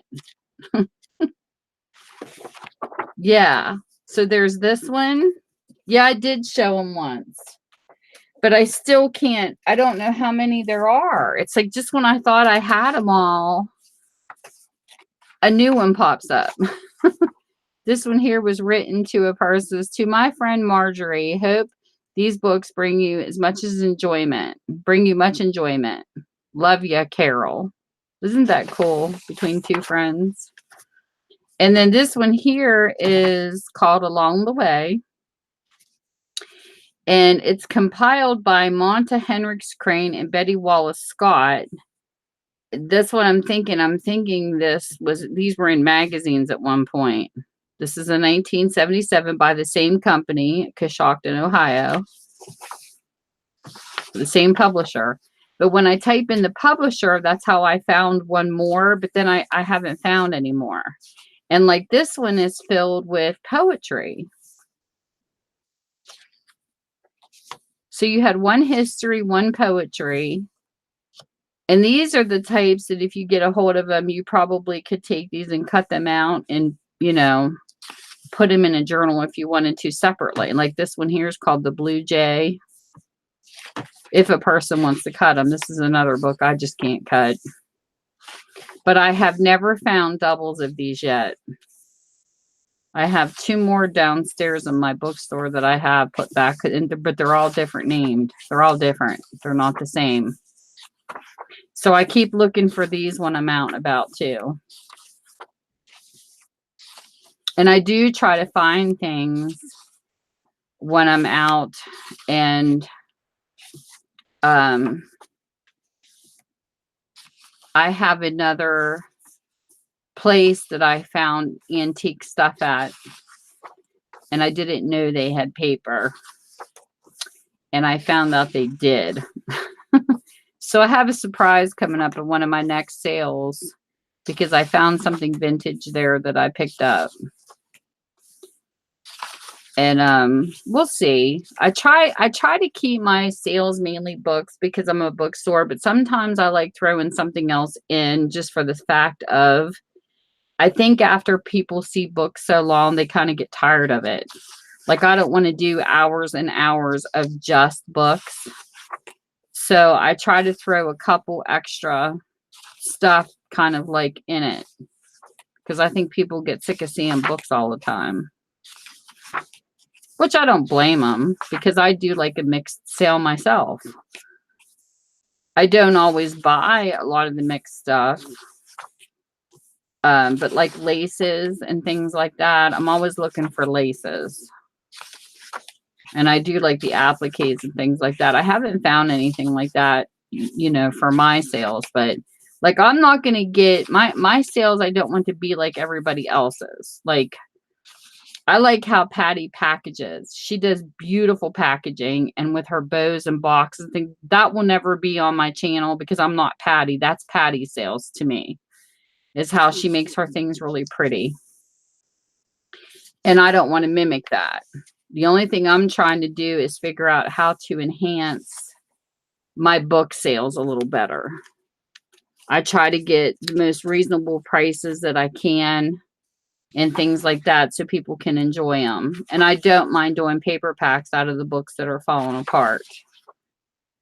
And loose. Oh my goodness.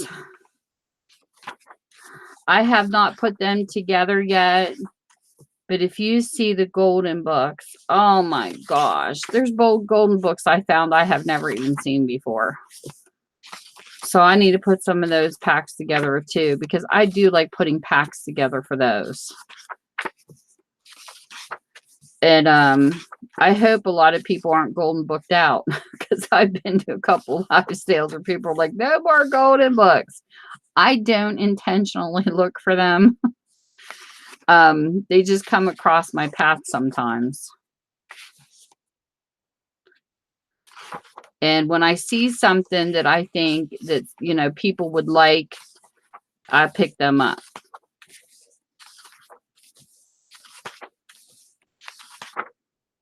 But if they don't, they don't. If they're not in the mood, I mean, like, you know, people are booked out. I can put stuff back until they're ready to have them again, because I know that feeling. I get booked out too, especially working in a bookstore. Sometimes I sit down in that store and think, what am I doing buying more books? And I got so many down here, but it's not the books I buy. They're different.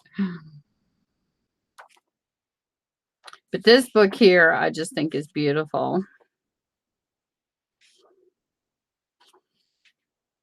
This has got a poem for everything. Rain, kittens. But if I do find extra one of these, I will put them in a sale. You know what's funny? You mentioned Rainbow Bright.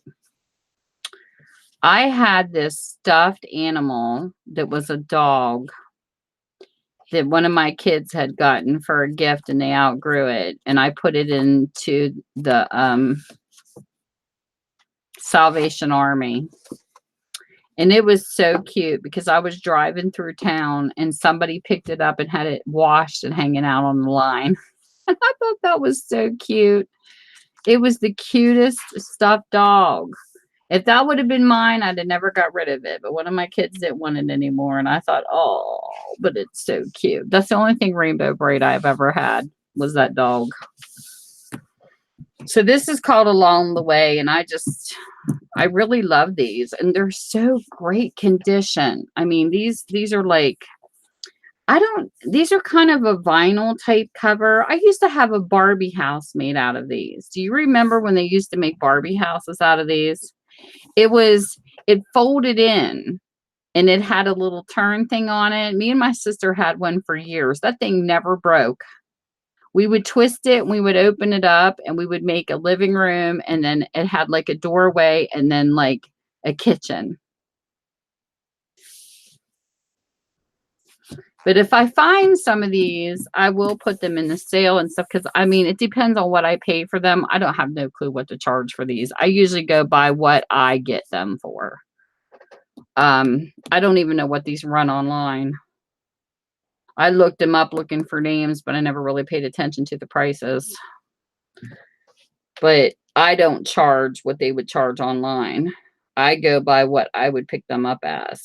And I happened to get 2 of these. It was a church sale that was by donation. They were raising money for a cause. And pretty much they had boxes about like, I don't know, like a medium-sized box. You could fill them up for like $10. So I bought 2 of these. I got that beautiful scrapbooking paper I showed you guys in the one video that I had. I filled it up. It was with scrapbooking paper, these books, and some ribbons and stuff. I only paid $10 for the whole box. So that's what I said. It would depend on what I pay. Like, I don't just come online and look for something. If I get something given to me and I don't know the price, sometimes I look it up because I'm not sure. But if it's, you know, something that I've personally paid for, I just go by what I do. What I pay for it. I don't go by some of the prices online because sometimes you can get it cheaper that way.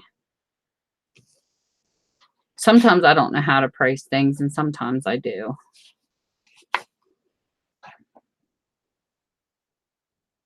By Monta.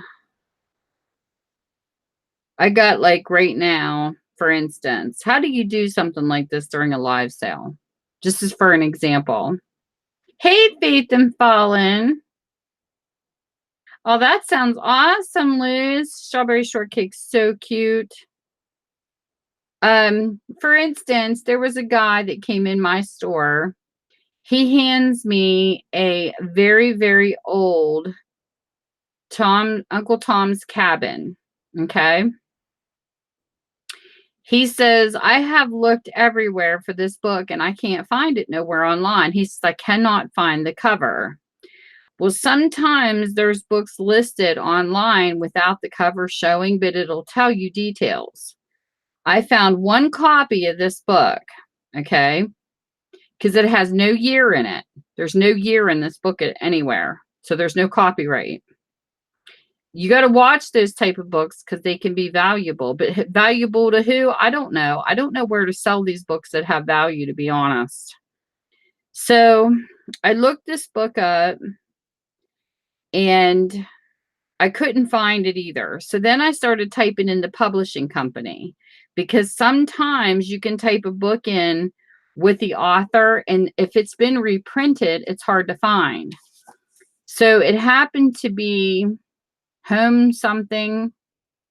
I can't remember. I'd have to look downstairs, but it came up under Biblio. There's biblio.com. There's abooks.com. There's a whole bunch. There's thriftbooks.com. There's a whole bunch of different book sites. So this book had 22 listings of Uncle Tom's Cabin. So what you have to do is no pictures shows up on some of these books. So I have to scroll down and read more on each book.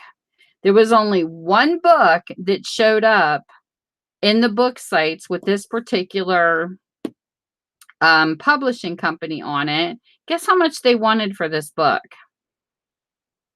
$240. How do you sell that in a live sale? When it's one and it ended up being a very old edition, you can't sell for that. I can't even afford to pay that price for a book. So what do you do with a book like that? So it's still sitting in my store because I really don't know what to do with it. I am going to call a there is a site online that has a phone number that it's an antique book site. I mean, the only way you can make money off of a book like that is if you found a site to get at least part of the money. But how can you do that in a live sale? I mean, what would you even begin to start that as? I'm not going to take a $250 book and stick it in the room and say, oh, this is starting at $1 bid. You know what I'm saying? It's like, I don't know what you're supposed to do. So it makes it hard sometimes when you find books like that, because it's all in the eye of the beholder on that. But I could never start a live saying, oh, this is flat price, $240. That's like ridiculous. You know, that's a lot of money. So I don't know. I don't know what you're supposed to do. That's what people ask me all the time, you know, have you ever had a book that was of like this amount of value? I said, but this amount of value to who? Who would pay that? It has no illustrations in it whatsoever.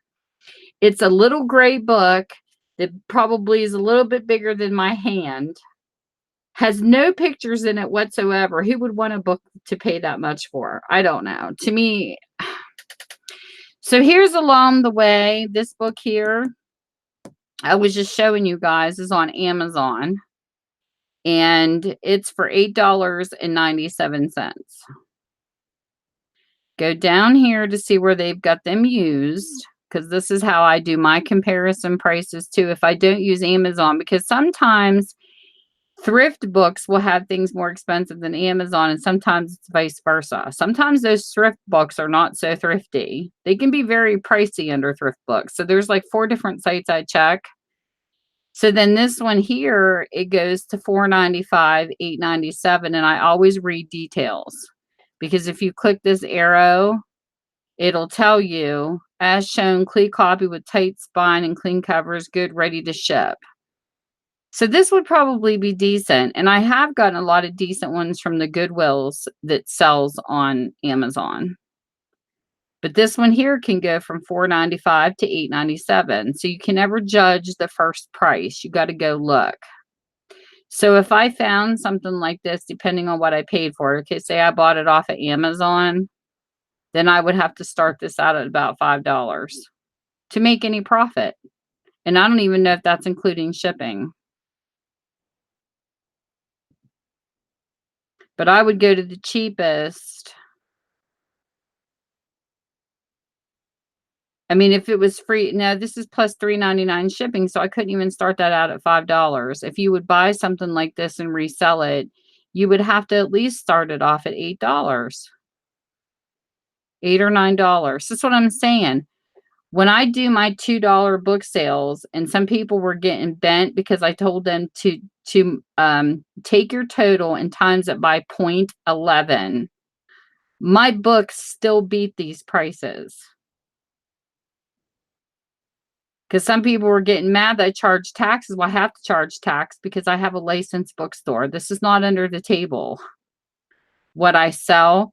So $2.11 times 0.11, you know what I mean? You're still paying cheaper than Amazon buying from me and me shipping from Etsy. Because I don't charge any more than that. I put a point, I do 11% on every single total of what you buy in my live sales. And I still sell cheaper than Amazon. So why people complain, I don't know. But if I would find this at a yard sale, I wouldn't have to do this. This is why a lot of the times, like, I don't shop online and then resell in my live sales. Everything that I sell in my live sales on my stream is things I have found around me in stores that I physically go to. Because to me, it's a waste of time. You wouldn't make any money in your live streams if you shopped on Amazon and resold off of Amazon. Now, if you shopped on Amazon, say you're a reader, say like I bought a Danielle Steele book, and I don't care how much I resell it for because I read the book and I don't know, maybe I just want to make part of the money back. Then it would be okay to do that, because if you're only selling it for a couple dollars because you read the book, then that's a different story. But if you're trying to make money, it's a little different. So it's not easy sometimes to price stuff on these sales because, like, for instance, one of the things I found local, I like it because it's vintage. Do I like the price what I paid for it? No. But I wanted to bring something new to the table, and I thought, but it's vintage. I mean, I'm not the one that priced it. It was the person I got it from. So I found these really, really, really nice vintage bags that I'm going to bring out, like, you know, bags that we put on our journals, like the treat bag type things, except these are different. And she charged me $1 a bag. So in order for me to make a profit off of these, I'm going to have to charge over $1 a bag, which I think, I don't know. I have a hard time stuff because I can go to the Dollar Tree and get bags that look like this. This is a 10-piece bag set I paid $1 for. And now because it's a vintage bag, I have to charge $1 a bag. But I wouldn't make any money if I didn't, because that's what I paid for it. But I do like to bring some vintage things into my sales so you guys have some vintage items. But to charge $1 a bag seems like a lot to me. I don't know. We'll let the people decide whenever I have my live sale if they want to pay that much or not. Because I'm going to have to charge at least $1.25 to make anything off of them. I don't know. We'll see how that works out. It's easier to get stuff free and put a price on them because you can give it so much cheaper. But when you have to pay for it and then sell it, it's a little harsher because then you have to up the prices.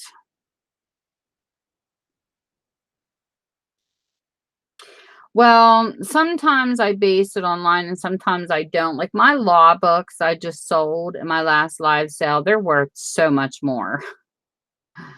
I found them on eBay and they're selling them a lot higher than $2 a piece. And also, there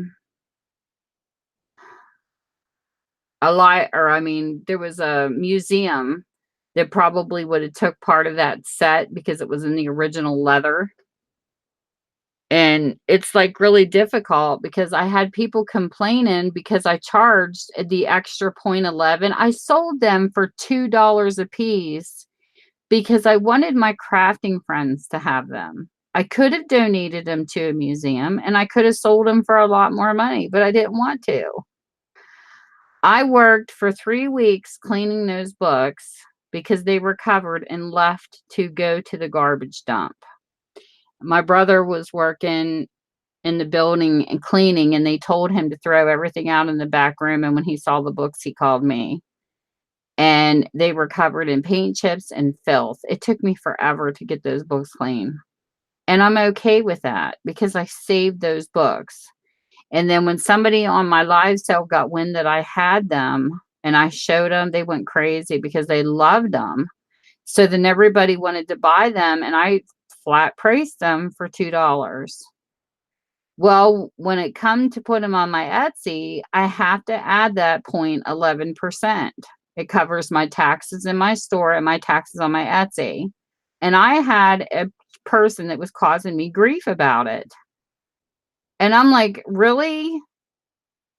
I mean, you are getting beautiful books and you're going to complain that I put them down to $2 when I probably could have made 5 a piece from them at least. It's like you just can't make everybody happy. And they didn't know they were getting the leather covered because I had 2 different types.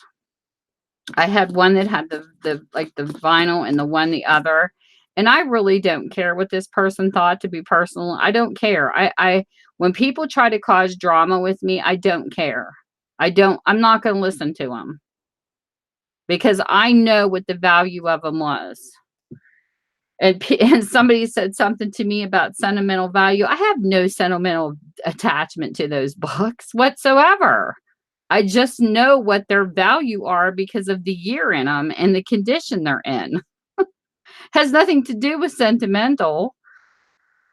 And I just, so when I find a bargain, I'm bringing it to you guys first. I mean, personally, I could take, if I wanted to, I could sell them through eBay. I could put them in my Etsy store for sale. I could do a bunch of different things. But my whole thing to do my sale is because I love this community we have. My point is that I want you guys to have things first at the best prices I can possibly give them. And it just makes me mad that when you put yourself out there for people, they're going to gripe about it. Because to me, that person didn't even deserve to have those books. I shipped them anyway, but I wasn't happy about it. I almost refused and canceled the entire order because I can do that as a seller too. And I don't care if a person gives me a bad review. I'm not out to win the Miss Congeniality Award. I'm just out to do what I think is right amongst friends because I don't feel towards you people and anybody that buys off of me. I don't feel you guys are just here to give me money. You know what I'm saying? I really want you guys to have good stuff to create with because I love watching everything everybody creates. And to be a part of that, when you go out and you find these homemade doilies and you go out and you find stuff that really people put a lot of love in and you give them out and you try to give the best, whether it's a happy mail and you give it to people or whether you're doing a live sale, to me, it's just beautiful to be able to see the stuff utilized in a way where it gets recreated into something beautiful. I just can't express it into words enough. So when I come across something and I feel that it's going to be really good into another creation, well, heck yeah. I want my YouTube buddies to have this stuff before I would just stick it in for a random stranger, if that makes any sense. Not saying a stranger couldn't utilize it, but you know what I mean. It's like we've all gotten to know each other, and I love it. Just like when Luce made her book and she made one of those flow winds and she put all her little creations in them, and I loved buying that off her because we talk every day. And to me, it's more special coming from someone I know. So when I see people doing that kind of stuff and making a book just with ephemera and selling a book full of ephemera, I think that is like the coolest thing. Like, it's just, to me, it just amazes me because everybody on here does something different. We all have different tastes. And it is so cool to know when I sold these law books, I can't wait to see what you guys do with it. And, and who buys it and how much they ooh and ah over it. And that to me means everything. And I totally get why, like we were on Pearl's sale one night and she made a comment to Patty and said something like, if anything ever happens to me, since my family doesn't care about my crafts, I want you to come and have it and distribute it amongst the community. You know what that means just in those words alone? That she's saying that she wants to leave everything she loves to this community. That is a powerful statement to make. Is that I want my crafts to stay amongst all of you. That is very powerful to even people on the web that you hang out with. That is like so cool. Very, very touching. So that's how I feel, even if it's not a creation, but it's a book that comes through my store. This is what I want people to take from my sales. I get these boxes in. I clean every single one of these books. I go through every single page to make sure that book is intact. Whether you guys rip it apart, what you do with it, that's your business when you buy it. Because you've purchased it, it's yours.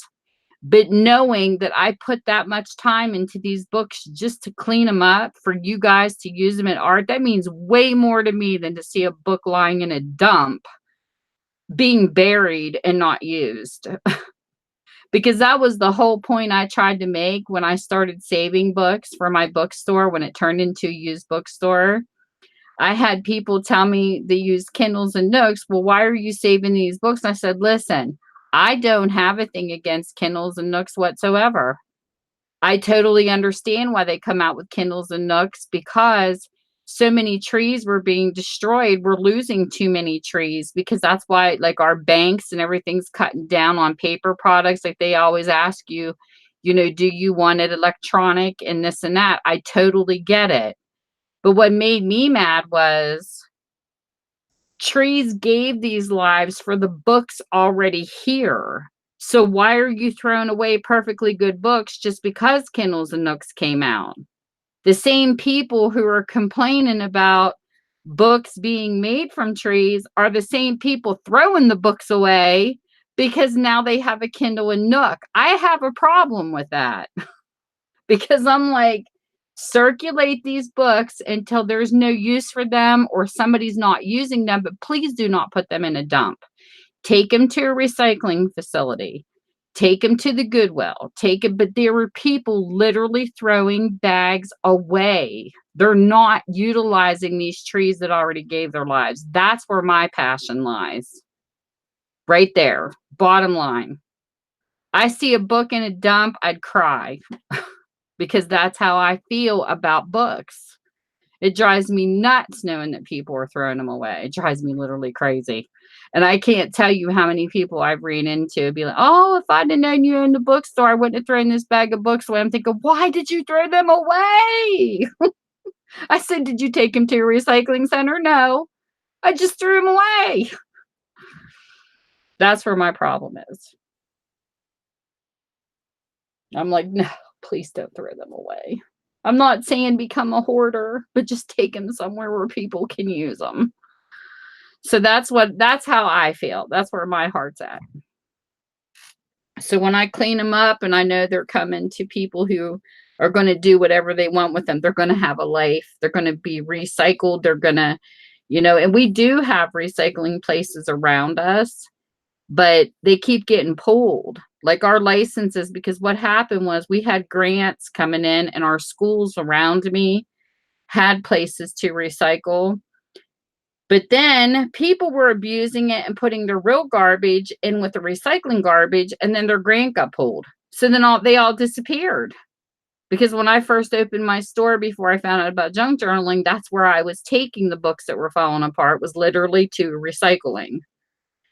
And then they kept moving them out and then putting them back and moving. So right now we don't have no recycling around me.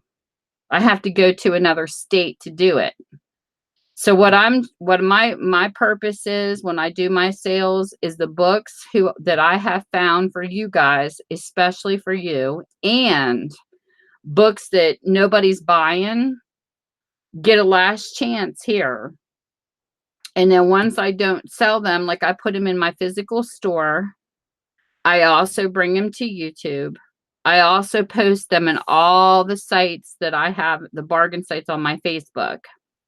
Once I put them through that, then I put them in the community yard sale. If they do not sell through that whole process, I put them downstairs against the wall, the ones that's left over, and I will try one more time to bring them out in a live sale. And then if they don't sell, then I take them to a recycling facility, because there's no other place. There's nothing I can do about it I can't keep hoarding them and not keeping them move. You know what I mean? And I understand I probably can't save them all, but at least I can take them to a recycling facility where they're not laying in a dump. I would rather see them reproduced into paper than to just end up in a landfill. So I will drive them to wherever they need to go. But for now, I don't have a lot sitting up against the wall at this time.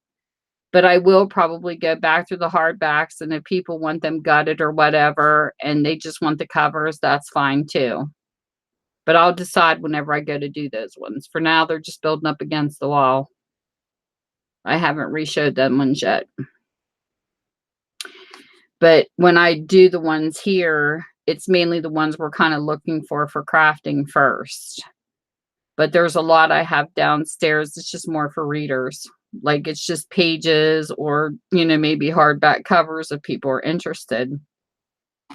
But they're not the kind of books we're looking for. They're not like our Edith Holdens and things with illustrations, if that makes any sense.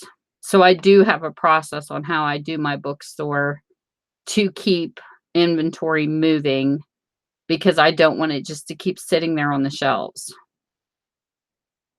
And the sad part is it's kind of like owning a used bookstore is kind of like a yard sale in a way too, because I will get rid of a book and then people will come in and say, like, I donated 2 boxes to the Goodwill one year, and then somebody come and asked me for a book I just got rid of. And I'm like, oh, so you don't know what to hang on to and what to let go of. You really don't. Because it's funny how things will sell. Like I had this one salt and pepper shaker I kept putting out for 5 years, literally in every single yard sale. Like when my mom and dad would have a yard sale, everything that's left over, they would automatically take and just donate to the Salvation Army. Well, I kind of just wanted to see. I wanted to kind of test some products, because you have different buyers every time you have a community yard. So it took 5 years for them salt and pepper shakers, and somebody came in one time and they picked them up and I about died. I'm like, I put that out for 5 years. I didn't think they would ever go. And I didn't understand why, because they weren't like your typical salt and pepper shakers. They were really adorable. It was a silver stand and they hung. They were grapes, like see-through grapes that hung from each side, and they were salt and pepper shakers. It was the cutest thing I ever seen, even if for a decoration. And I couldn't understand why nobody picked them up. I only had like $1 on them. And finally, some lady come and got them, but I was so shocked it took 5 years to sell them. And then sometimes I won't have any books put out in the yard sale. And then people will come in and nobody will buy books for the longest time. And then all of a sudden they come in and like this year I sold books. I was actually shocked because I have a bunch of Harlequins nobody wants. Let's face it, the skinny Harlequins are not popular. And some girl came in this year and bought up about 6 or 7 of them. And I was like so shocked they sold because I've had them out in yard sales the past 3 years and nobody even looks at them. So I don't know. It's just really hard to predict what people will want from one year to the next. So sometimes when I do my book live sales, you're going to see some repeats. I am going to drop some prices though. I do like, you know, putting books up one time for like so much and then having a discount and bringing some down. Because I think Patty does that too. I think she shows them and then she'll have like a night where she does what, like $1 bin or something. And I do think that's nice because they're getting another chance to be sold. So you can do discounts. Like I had, okay, for instance, like my next sale, I have popular science magazines. These magazines are never ending. They are perfect for steampunkers or people who want to do vintage because they're just nonstop commercials and that. Well, the first sale I did, I had put them on for $7 because online they're selling anywhere from 10 to 70. This is a magazine sets I have in consignment. So I sold like 3 for $7. So then I'm thinking, well, maybe, I mean, personally, I wanted to put them up for 5. But then I put them up for 7 because I was doing comparison prices online.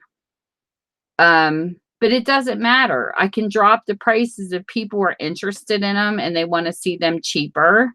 But I can't just keep coming down all the time. Like I tried to be firm on some of my prices that I can't come down on. But then in the end, you're not going to have a choice down the road if you're really trying to get rid of them. Because I'm not selling on eBay. I could, but I'm not going to. I don't want to open another shop. I have one. So I made up my mind that what I'll probably do is drop them down to where you guys think they're reasonable. Because, I mean, just because they're selling between 10 and 70 on eBay doesn't mean I have to do them for them prices. It's just on those particular books, I can't do them for $2. I wouldn't make anything because they're on consignment. There's another person making money off of these too. It's not just me. They're making 20%. So for me to take my time and, you know, energy to get them on the live sale, I'm going to have to charge a little higher for those ones. But I'm glad that he gave them to me, because it gives me a chance to share some of them with you because they're great magazines. I kept a couple of them for myself. And yes, I will pay him the 20% for them. So he's going to make the profit off of mine too. I don't just get them handed to me for free. I have to pay for my set too.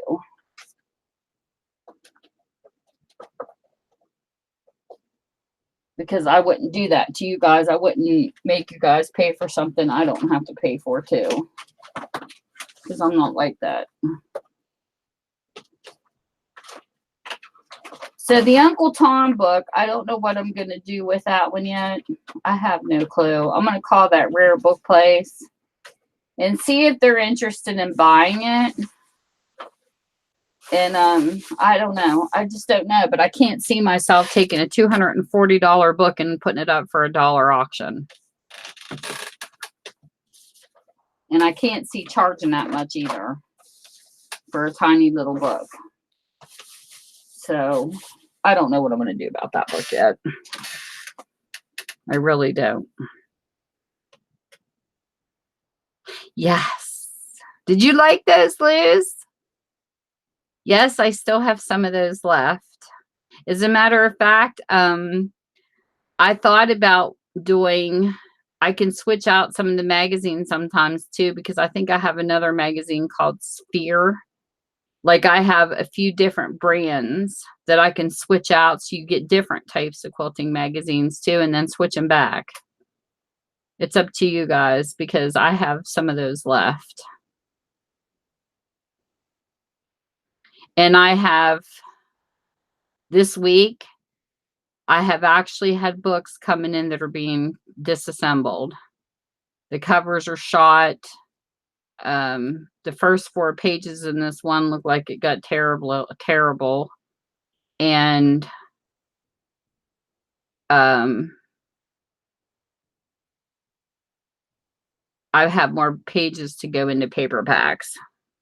They're like a bunch of different books, but I didn't care about tearing this one book apart loose. It was about Hitler. I could care less about Hitler. It was a huge book. It's gonna have a bunch of pages to it, but it's like I don't care. We'll tear it down. That'd be great to take and decoupage that book. It's got the fine pages, almost like a Bible type pages, but it's crazy. I get these crazy books through my store sometimes, and I can't sell them because they're just, the covers are like disconnected from the pages, and so I just go through and save the pages I can out of them to add to paper packs because they're great for decoupaging. I take and I make an envelope. I have an envelope in my store, and if a book's falling apart, I'll take and tear the edges off and tear the words like in pieces and use it to decoupage. And I start making an envelope, and I have a little plastic container filled with pages I torn up too. That's what I do with some of them. Some I'll make envelopes out of. I get all kinds of stuff I do down there. I got a little box down there I'm filling up with different types of envelopes. Those little envelopes I sent in your paper pack the one time, I just stick them in there. Oh, you're fine. You know that I still never got that money back? That was crazy, Luce. Oh, so, well, it is what it is. At least the one lady tried. She called and asked, I guess. Apparently they didn't return it, so I never got it back. But she tried. So I got over it. I never got it back though. $37 for a typo. That is a heck of a price to pay for a typo. But it is what it is. I don't care. I'm putting it behind me and moving on. We just learn. So whenever I see these Nazis out here, police Nazis on our spelling, now I know why. Now I know why. Probably the best way to do it, I think, if you're going to buy friends and family through PayPal, I think the best way to do it is to invoice.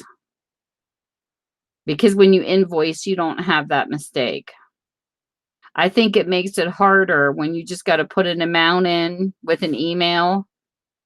You know what I mean? That's when things get messed up. But when you invoice it, it's already in the invoice. Because I know Michelle does hers that way. When she does hers through PayPal, she invoices it like a receipt, and then you don't have that problem. But just so people know, if you pay friends and family on PayPal and you have a mistake in the actual address, you're screwed because you cannot get that money back. But if it's a business, you can. Is that like not crazy? Ah, I bet you that's gorgeous. You gonna do a video on it?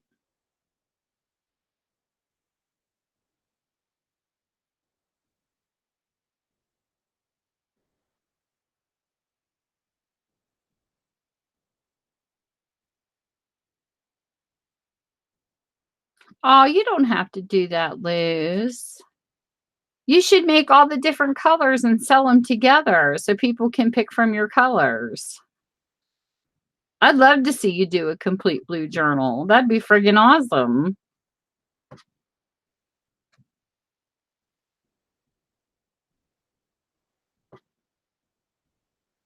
I mean, when they're done, that'd be so cool to do flip throughs. I love looking at flip throughs. And what's funny though, is like there's some people that'll post them in their Etsy's and then do the videos. And then there's some people that'll make you wait. Like they'll do the flip through so everybody has a chance to do it and then they'll post it, because I know sometimes people will stop the video and hurry up and go buy it before they're even done. And then there's some people that will pick a date. Like I love how the Rebookery does that. She'll pick a date and she'll lay out like a whole bunch of journals, and she'll say these are going up in my shop, say like Sunday at 2:00 p.m. Central Time. And then of course you have to match it up to your time zone, and then you got to hurry up and go in and do it. But I think that's cool when somebody lets you actually see the video, because every time I go to watch a video on Danny's, I can never get one of her journals because she hasn't posted before she does the video and they're gone. I'm like, oh, I love one of her sisters. It was all done in blue and it was really cute. Well, by the time the video was over, it was gone. So I couldn't even get to watch the video because they had them posted too fast. I think it's more of a tease if they wait, you know, because I do that. I don't post mine in my store. I do the flip through and then I post. You can leave it sit there as a draft. And then when the video's over, you can post it, or you can set a time for it to be in your store. But I'd rather see the flip through before I buy it. And it's kind of hard to do that when they're sold before the flip through is over. So I think for my future journals, that's what I'm going to do. I'm going to be like, this will be available in my store at this specific time and day, because I want people to see the flip through before it's sold. But there's some, man, I'm telling you, there's some on here, they just cannot keep stock. Their journals fly out of their store so fast, which is good for their sales. But I still rather see a journal before I buy it. I love watching flip throughs before I purchase. I like selling on Etsy though, but my Etsy store is kind of like bare right now. I've debated putting some books in it. Because the only bad thing when you post is I don't know how you combine shipping. Like if I would put like say 5 books in and somebody would want 2 of those books, I don't know how to do a combined shipping through Etsy.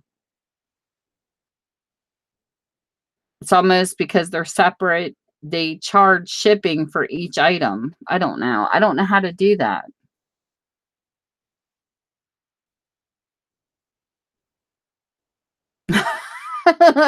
Me either. You know what's funny is like I have my Etsy store sitting there, and I'm not saying people haven't went in and bought stuff, because they have. But when I posted my journals, like nobody would go in and look. And then finally I had one lady buy one of my Christmas ones. She bought my very first one, but all the journals I sold were during my live sales.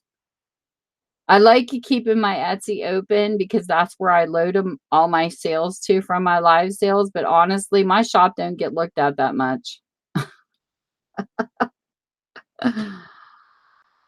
So it just sits there. I've had a bunch expire. I just wish with Etsy you could pay 20 cents and it would stay there until it's sold or you took it down. I just don't like it that you have to renew. What if you keep renewing and nobody sells? Like right now, I need to add more pictures to my last one I just renewed.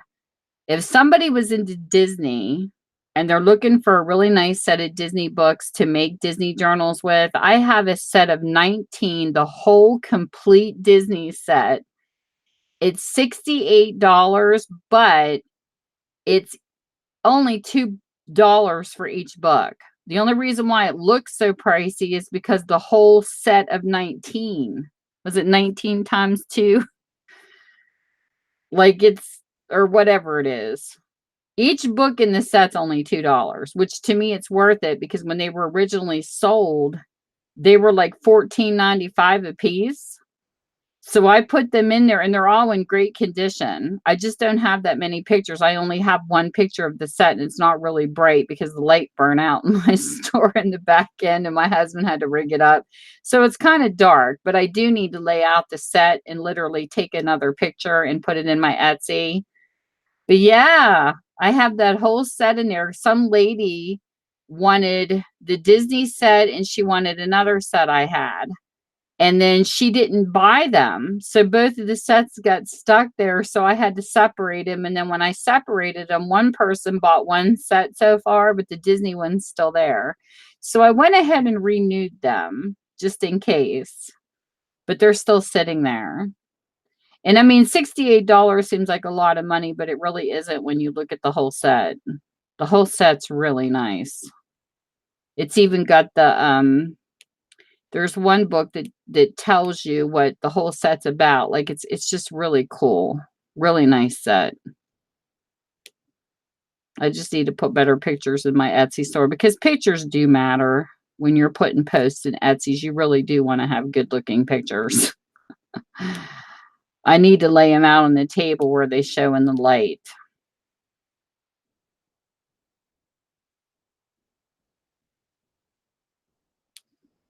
There's kind of another theme I've been thinking about, but I don't know. We'll see what happens after Holly Hobby because I need to get busy on some Christmas presents. Oh, that would be awesome. I wish I could make something other than junk journals too. Like, I'm so caught up in junk journals, I don't want to make nothing else right now. It's awful. It's like there's a million other crafts out there and I only want to do books. Oh, that would be nice.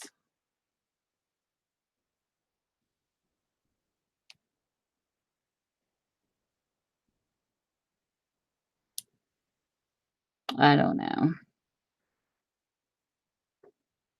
I got to quit making books for myself and start making them to put in my store because like you put so much love into these books. How do you sell them?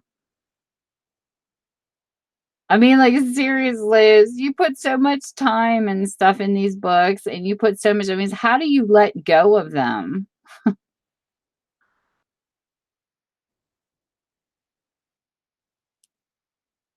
Did you see what I made last night, Liz? Did you get to see them? I'll lay them out so you can see them. I made these last night from a cracker box. I'm working on ephemera because it's my weak spot. I don't know how to do ephemera. So I decided to take last night and I'm going to start working on different ephemera products because I really do need to work on them. I need more ideas on things to make as ephemera. So I made these last night. My husband had a cracker box and I cut it up and then shaped the things. It's funny how Amy looked at these. Those are cute ATC cards. I never thought about these being as artist trading cards. I just took a pattern and was cutting off of it and decided to do some, but I need to really work on ephemera. I don't know enough to finish books. That's my problem. Like I've got a bunch of books laying around me. I just don't know what to put in them. Well, thank you. These here were Tim Holtz. They had these on sale at my Joann's one time, these little hearts. I stuck them in buttons. I just think those are so gorgeous and shiny. I know. I never thought about that though. After you said it, Amy, it hit me, but that I wasn't even thinking because like I take these and I just made a pocket letter because this to me is the size of an ATC card. I like them to fit into the pockets, and this was bigger. I don't know. I didn't even think about that till after you said that, but this was a deck of cards I've been using. I take the other side and create pocket letters. I know, that's what I was thinking. That would be fun. Do you feel like doing something like that, Amy? Like one night, the three of us getting on Hangouts and just doing a craft together? That would be fun. Like working on some ephemera or something.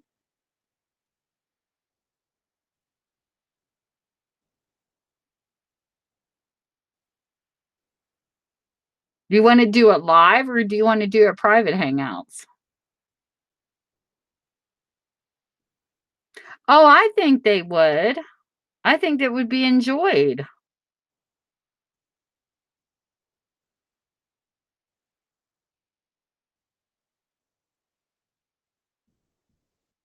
We don't have to do it. You don't have to do it live. You can do it private. We can do a private one if you want to.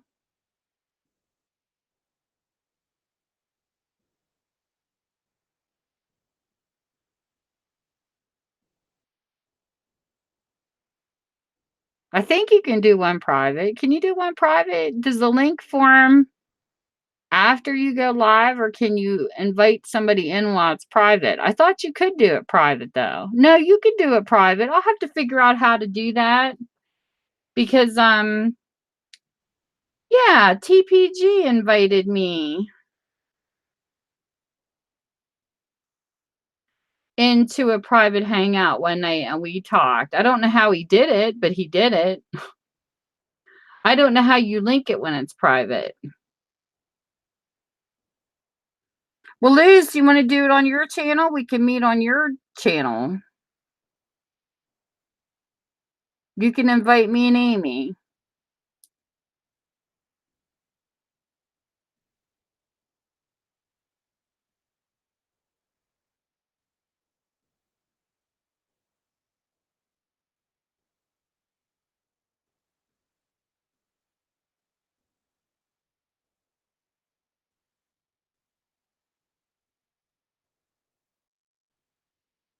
Well, whose channel you want to do it on?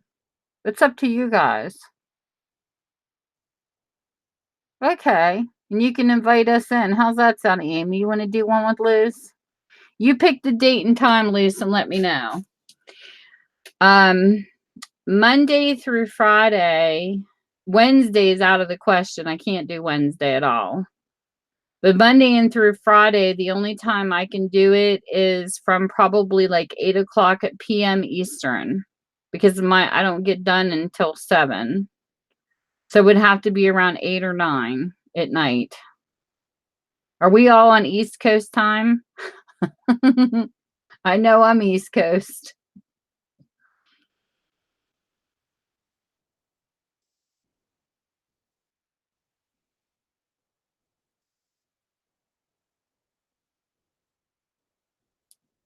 What night you want to do it? Yeah, that's me too, Amy. Just give me the date and time.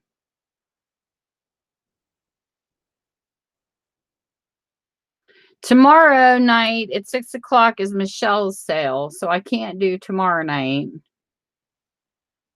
What time Friday?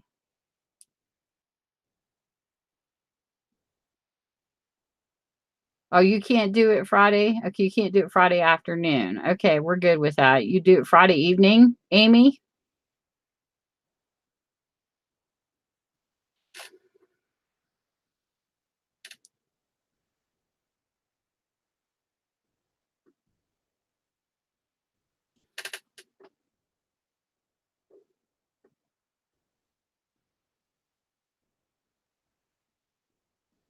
Okay, I'm good Friday, Luce, in the evening.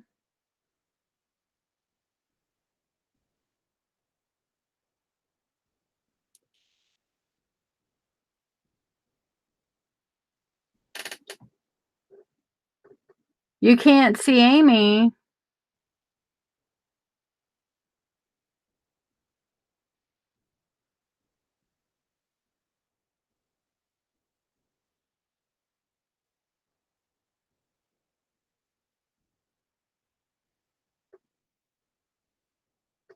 It's 9:30 there now. Geez, it's 12:21 a.m. here.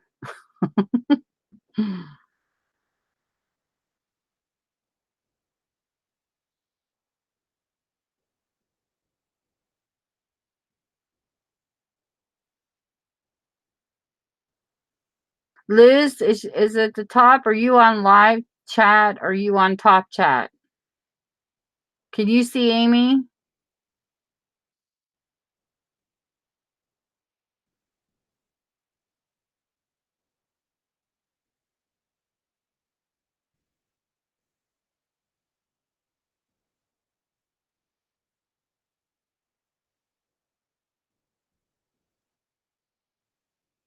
Can you see her, Liz? She said she can do, it's 5 o'clock there. No, Amy. Oh no. Hey, Lulu. Oh, Lulu's so sweet.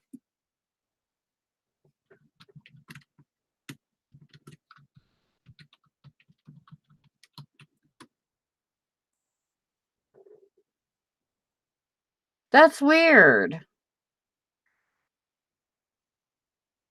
Are you sure you don't have her accidentally blocked? Liz.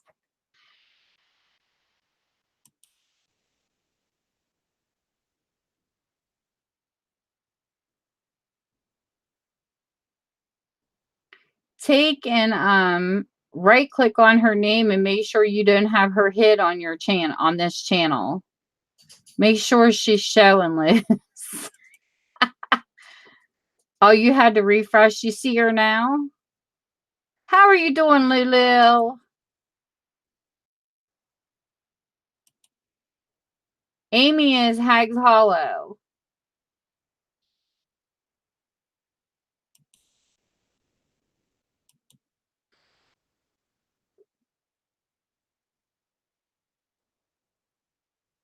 You see her now?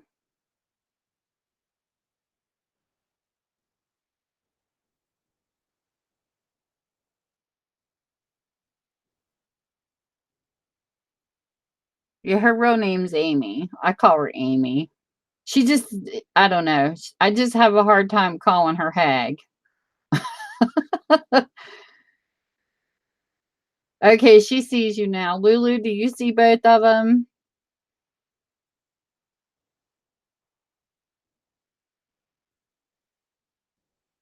Lulu's awesome. She's another one that's got a great channel, guys. Oh my goodness. She's got the cutest little animals.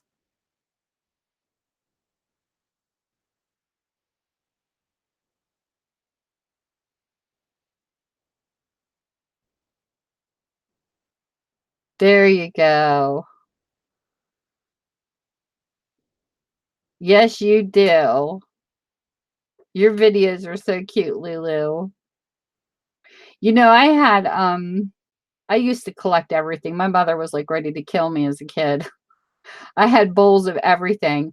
I would go out in the yard and I would catch whatever, stick it in a dish, punch holes in it, of course, and stuff so it could breathe. And then I would go to my encyclopedia set and I would read what they ate and their habitat. And I would hurry up and stick it in the bowl. Oh, you're welcome. Thanks for coming in. And I would have willy worms and crayfish and frogs and everything you can imagine that was outside in a dish. And then when I got older, I never had a ferret, but I had mice as pets. I've had rabbits. I've had a hamster.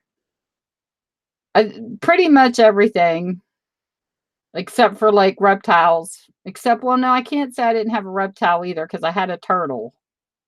Oh, I get a story for you. My daughter and her husband found a turtle in their down by their creek bank, was crawling through their yard. So they decided to bring it in as a pet. So this happened like a few months ago. They heard noise coming from the aquarium they made for the turtle. And so they went downstairs. They kept hearing some, like a knocking sound. I was like, what the heck? Here, a snake, Lulu, had come down from the rafters in the ceiling of their house. And they did not realize they had a snapping turtle. And the snapping turtle bit the head off of the snake. Tell me that ain't something. And my daughter was like, oh, Mom, she says, we were so happy because we debated on keeping the turtle. And since it killed the snake, we decided to keep it. Can you believe that, though? I would have never dreamed that a turtle would have took care of a snake, but it did. Yeah, it did. So it protected the family. So they call it their turtle dog. I thought that was funny. Mom, she says, Mom, you wouldn't have believed it. She said it was crazy. So I was impressed. It's too bad they didn't have a videotape on that one. That'd have been a cool video for YouTube. The turtle dog protecting the family. I'm not either, but you know, after watching like Hazel and watching Gay, I love gotta love pythons. She is just so amazing with her snakes. My goodness. And it's just, I don't know, you know, it makes me look differently. Would I ever have one as a pet? Probably not. But I love that they share their stories with them, you know. But my husband always wanted a ferret. As a matter of fact, his favorite show was Ricky Tikki Tavi. He loved that show so much that I found the cartoon and bought it for him. And it showed how the little ferret protected the garden. It was just so cute. But I love how you set yours up. Like, I love how you do the videos with yours and you have everything set up where you could see them up close. And it's just so cute. It's kind of like when we were kids and played with Barbies, except you do it with your pets. Like, you set them up with all these cute little structures that they could roam around in. I love that. I think it's adorable. I don't get around the channels as much as I should.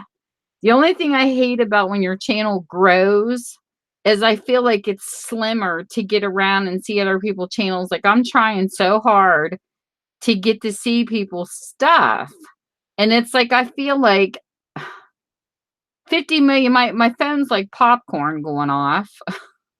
And it's like, sometimes I think it's good having a smaller community because you can keep track of people better. But once your channel grows, it makes it impossible. I know. They have a fun house. You have like these little fun places they can play and stuff, and I think that's so cool. Have you ever lost any in your house?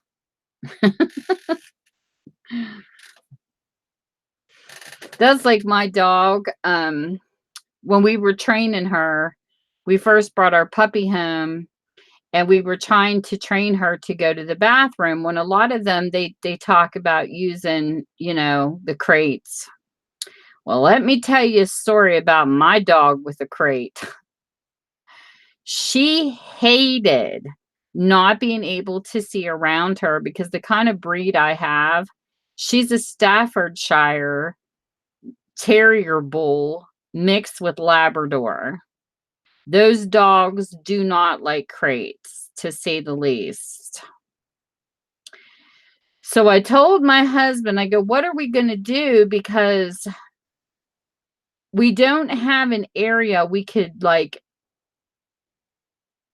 the way our house is structured, we couldn't put up gates. Like, we had no way to gate her until she was potty trained. I said, and I can't have her peeing on the carpet.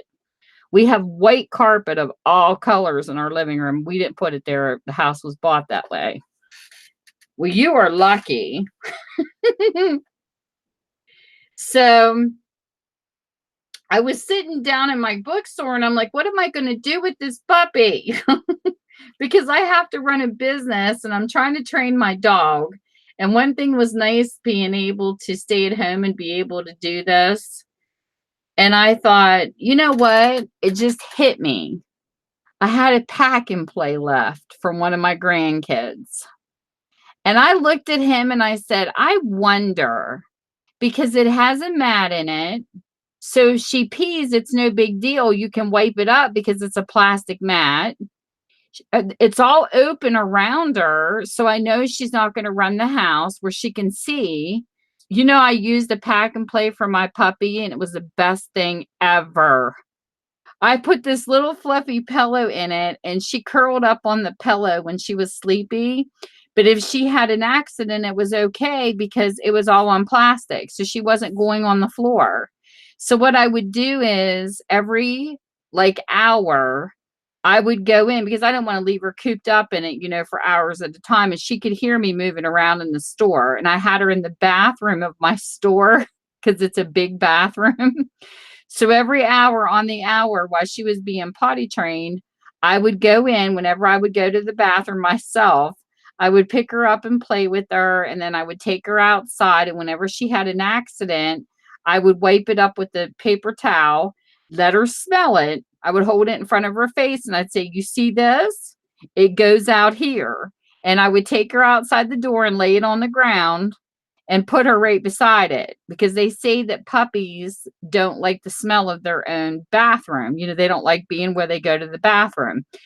So then before I would put her back in the pack and play, I would shut the door of my bathroom and let her run around on the floor. And I had Dawn and stuff like that. And I would wipe up the pack and play, of course, clean it up before I would put her back in it so that she didn't have to be with where she went to the bathroom. But it worked. She did so good. And within a week, people were trying to suggest to me these pee pads and this spray that deterred them from, where you could spray on the pee pads. She did not want to go in the house at all. I could not train her to a pee pad, even in bed. She wanted the grass. She did so good going outside. It was amazing. So we did good with her. She was broke within I'd give her about 2.5 weeks. I kept staying consistent. Let me tell you, it was like having a newborn baby. I was exhausted. I remember getting up every hour on the hour to every 4 hours. And I literally went to the vet appointment with my t-shirt inside out and backwards. Nobody said a word because I was so tired. And when I took her in for one of her shots, I didn't realize until I come home. And I was looking in the mirror like, what the heck? And the back of my tag of my t-shirt was in front of me. My husband laughed and he says, look at you. And he says, I can't believe you went to the vet. I said, Michael, I'm tired. I feel like I got a new baby. And so I got her all trained and she did good. And then after that, we were able to do, but I still take her out every 4 hours. She's going on 3 years old in December. But I'll tell you what, Lulu, she was amazing to train. She was one of the easiest animals. But the pack and play was perfect because she could see through the mesh. She could see through the top. There was no way that dog was going to be crated. And my daughter told me she had a pit bull that tried to eat through the crate. He didn't like it either. He was literally gnawing on the plastic because she was trying to train him with the crate. And I go, well, I don't know where these doctors get crate training is the best way to go, but it didn't work for my dog. But I would have never thought of a pack and play unless I had one sitting here, because I told him, I said, there's no way I'm sticking her in this crate. She goes crazy and she would cry and it was horrible. But she's a good puppy. I'll show you a picture of her. She's in the other room and I have a picture on my phone. Let me see if I can show you what she looked like. I found her on Facebook.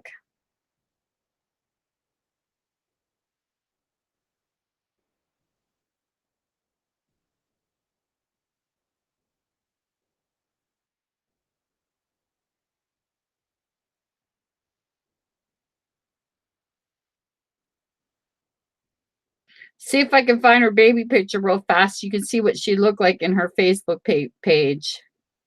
Because I have her baby picture on here too.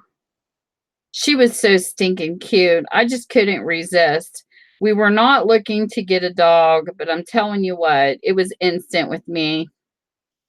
I had been seeing dogs being posted on Facebook, and I kept thinking, I thought, no, Tammy, don't do it, don't do it, don't do it, because we had 2 older cats at the time. Bless their souls, 21 and 22, and they passed away.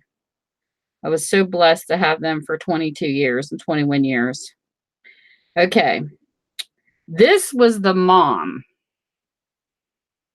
This is what you call a Staffordshire full-blooded, which the guy that owned her thought she was a Gator pit bull. Well, she wasn't. Whoever he got her off of lied to him because she's not a Gator pit bull, even though Gator pit bulls look ugly. She's got that look. That's the mom of my dog. I told my husband, look at those teeth. Oh, she's going to have ugly teeth, because we weren't sure what she was going to turn out to be. And the guy had it posted that she was part Gator pit bull and part German Shepherd. This is my baby. I hope you guys can see this. Oh, that made it worse. This picture was held up by hand, and I fell in love. I was like, there's my little puppy. I said I had to go get her. I didn't have nothing for a puppy, and I fell in love. So that was her when I saw her picture. This is the guy I got her off of. This is him with the mama. Now I kept thinking, oh my God, my dog's going to be ugly. I know it's in the eyes of the beholder, but those teeth, oh, come on. This is my puppy now. She looks nothing like her mother whatsoever. And everybody kept telling me, because I kept saying, why are you saying Gator Pit Bull and German Shepherd when she looks like a Labrador? So I took and did the DNA. I did a DNA test on my dog. Because he kept telling me she had no lab in her. He kept saying, it's got to be the combination. I said, I think you're full of it. And you know what? I'm just going to prove it. So I took and I did the DNA. And guess what? She's Labrador and Staffordshire Bull Terrier. There is no Gator Pit Bull and no German Shepherd whatsoever in my dog. I'm talking to her. So I'm going to show you this slideshow. Okay, this is her looking at me and I'm talking to her. This is when she was like 2, I think. Look at this face.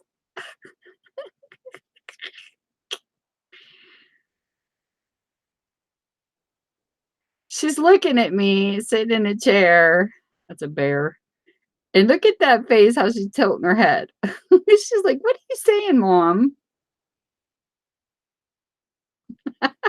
I love those 2 pictures. She just cocks her head from side to side like, huh?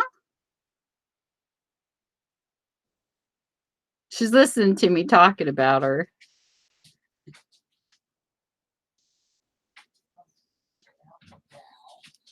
She's so stinking cute. She hears Daddy home. So that's her now. She didn't inherit the teeth. This is what I look like with makeup, people. This picture was taken last year. I had this haircut and I had a makeup. This is when I was in the makeup community doing makeup on YouTube. I hate wearing makeup. I don't know why I ended up in the community of makeup. I look different with makeup.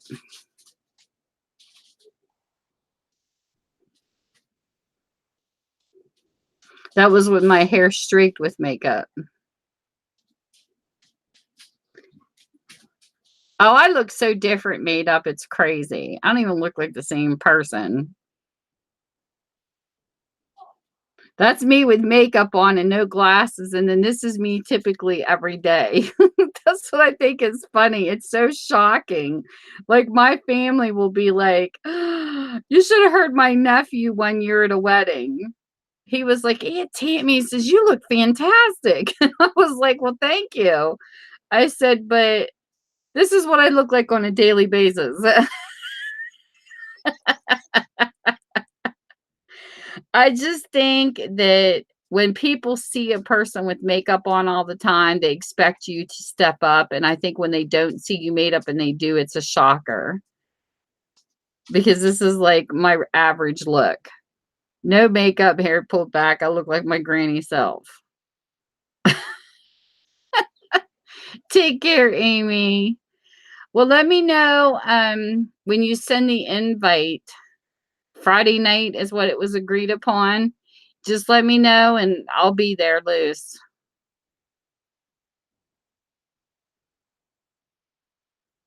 I'll check my email between 8 and 9. That sounds like fun to me.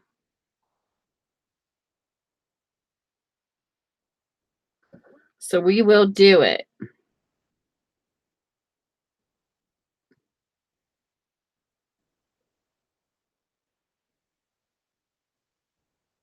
You have sweet dreams, Amy.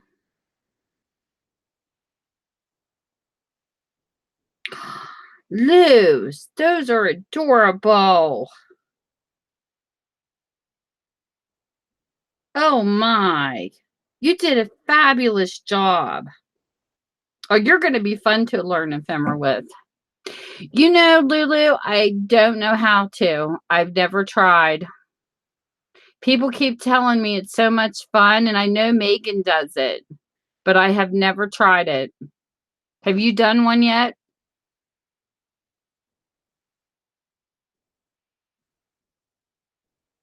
You're welcome, Luz. Those are gorgeous.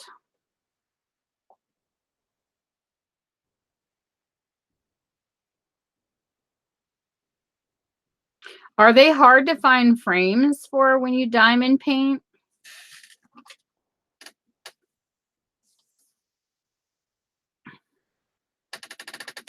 Ooh.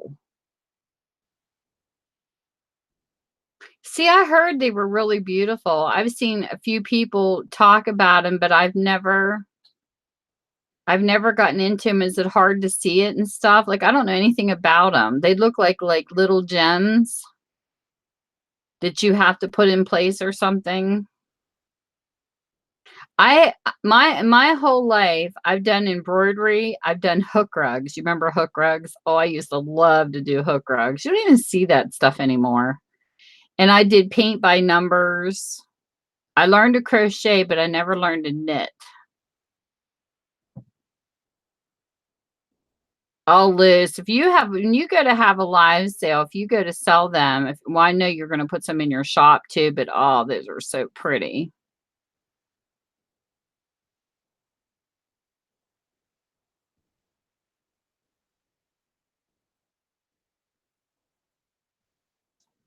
Oh, that sounds awesome, Lulu. I know, I miss my cat. You know, this is the first time I've been without a cat since 1988. I've had cats my whole life, and it's like I feel so lost. Like, I don't miss the litter pan, but I sure miss the little fur babies cuddling up to them. Okay, Luz.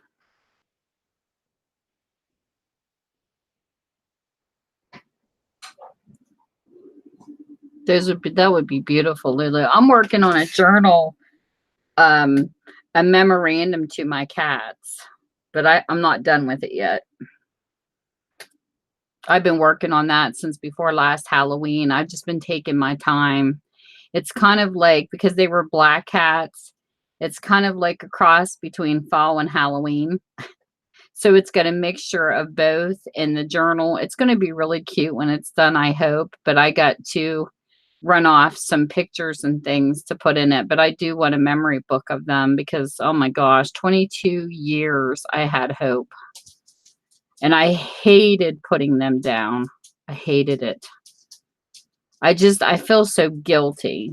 Like, I was talking to one of my relatives and I'm like, what gives us the right to take an animal life away? I mean, I understand we don't want them to suffer, but it's not like you can take your grandmother and do that. It's illegal to kill somebody. I was thinking I feel so guilty for putting them down, but I didn't have a choice because one of them, she couldn't even stand in the litter pen anymore. It was getting bad.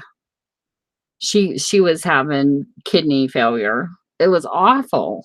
And it was just like, so that was Heather. And then Hope had a thyroid problem, and they worked with her. Like, we had her on medicines, we had her on certain food, but then after a while it quit working and it was sucking the life out of her. And she kept getting skinnier and skinnier. It's like nothing we could do. It's just an age thing. But I hated that making that choice. I was like, I didn't give her life. God did. And I feel so guilty taking it away. But I don't want my pet to suffer either. So it's horrible. It's horrible making that choice. Like, I had a dog that died on its own. Like, I would rather have my pets just go on their own.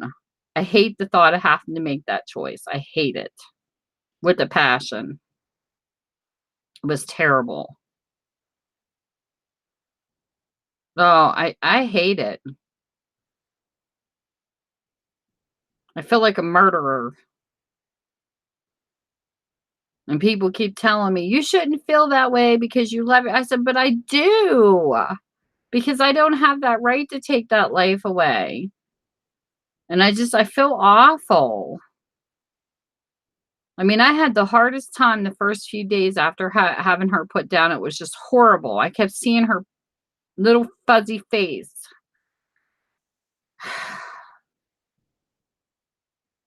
And my one cat, she purred to her death in my arms. It was horrible.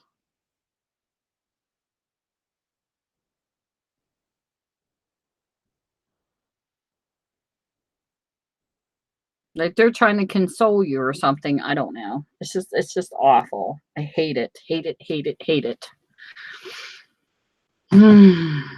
Just love them to pieces.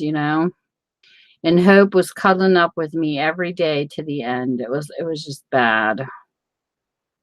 I know. I keep telling myself that too, Lulu. And they do send you the poem and the cards, and we got the little, but I still feel awful. She was following me everywhere I went towards the end. Like, she was telling me it was time. She was scooching her back end just to get down the stairs. It was just sad. Her hair was like getting all matty. Like, I tried to bath her and make her soft and stuff again. But that thyroid, man, it takes a lot out of a cat. It's the second cat I've lost with the thyroid problem. And it was just sad. And then she got to a point like she wasn't walking, she was scooching. It was just horrible. Like, she was saying, "Mommy, it's time. I can't do it anymore," because they wear themselves out. But it was just sad. I kept picking her up, and she would sleep by me, and I would try to comfort her. But it's got to be the most horrible thing in the world is to lose your fur babies. I feel like we never have enough time with them. Their lives are so short.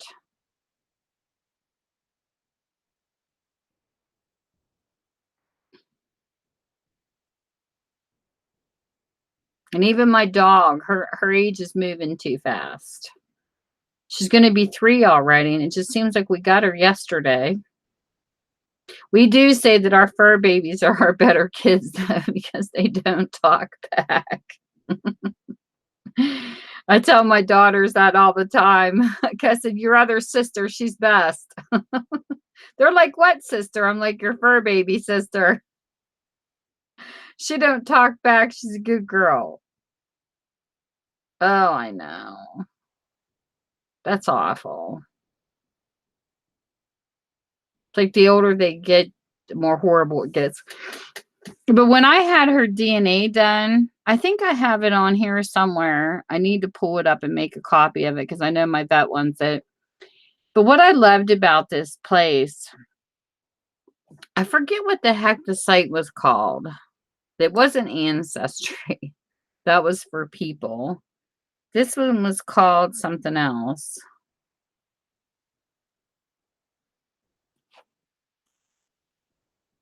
Is this it? No. I don't know. I got it somewhere because I know my vet was telling my husband she wouldn't mind having a copy of these results. I don't know where I put it right this second. But anyways, what was cool about it was it not only told you the genetics of your dog, it went into a little more detail. Like it told you what the Staffordshire, where it came from. It gives you history. And it also told you what to look out for with that particular breed of dog. Like it would say like the most common reasons for death in each animal and things like that. And so I was really glad I had her DNA done because I mean, it's not going to make me love her any less. That's what I even posted on my Facebook page for people waiting for the outcome. I'm like, it doesn't matter what she is, because we love her anyways. But it was interesting because we felt like we were learning her all over again when we found out her DNA, because being that we had a black lab before, we knew that the Labrador was a really family dog, but the Staffordshire I had never studied. And it was really cool because they say the Staffordshire, the bull terriers, they used to fight them against pit bulls.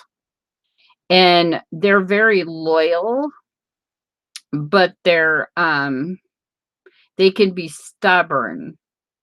And let me tell you, when you get to playing with some of her toys, she will not let go.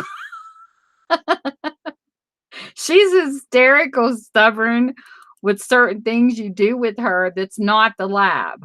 You know what I mean? So it's like, it's really funny because she would get so excited. Like if you would come visit my house and she hasn't seen you, she gets so excited she nips you because she tries to lick you. So, we had to kind of watch her jaw pressure and stuff with people because she keeps wanting to, like, she seems like she's biting, but she's not. She's almost like giving you a hickey. If that makes any sense. But she is a wonderful dog, though. She's very loyal and very loving. Alrighty. Well, I'm glad you got to come in too. And I love talking about animals. So anytime, do you ever do lives, Lulu, on your channel? I've seen you go live on Green Bay, but I don't think I've ever seen you live on your channel. Anytime you ever want to talk about animals, we can talk about animals till the moon shines because I just love talking about animals.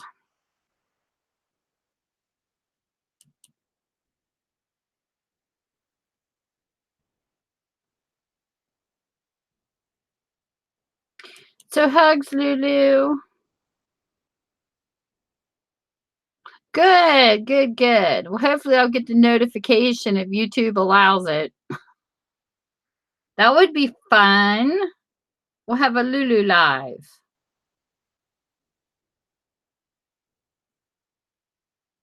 That sounds awesome. And then, Luz, we have a date with you on Friday, right? Friday evening. Did you pick 8 or 9? Blessings to you too, Lou. Thanks for coming in. Big hugs.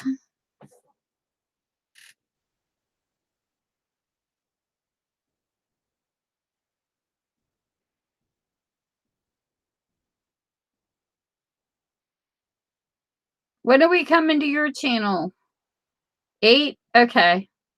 That sounds good then. Sounds like a plan.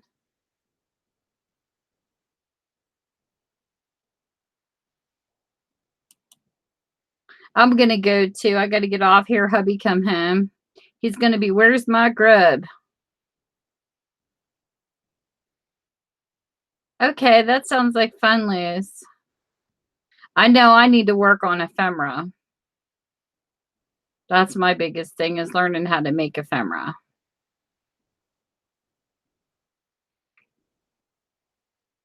I need to learn to make some new things to add to my journals. I'm just like, I don't know. I'm not good with ephemera.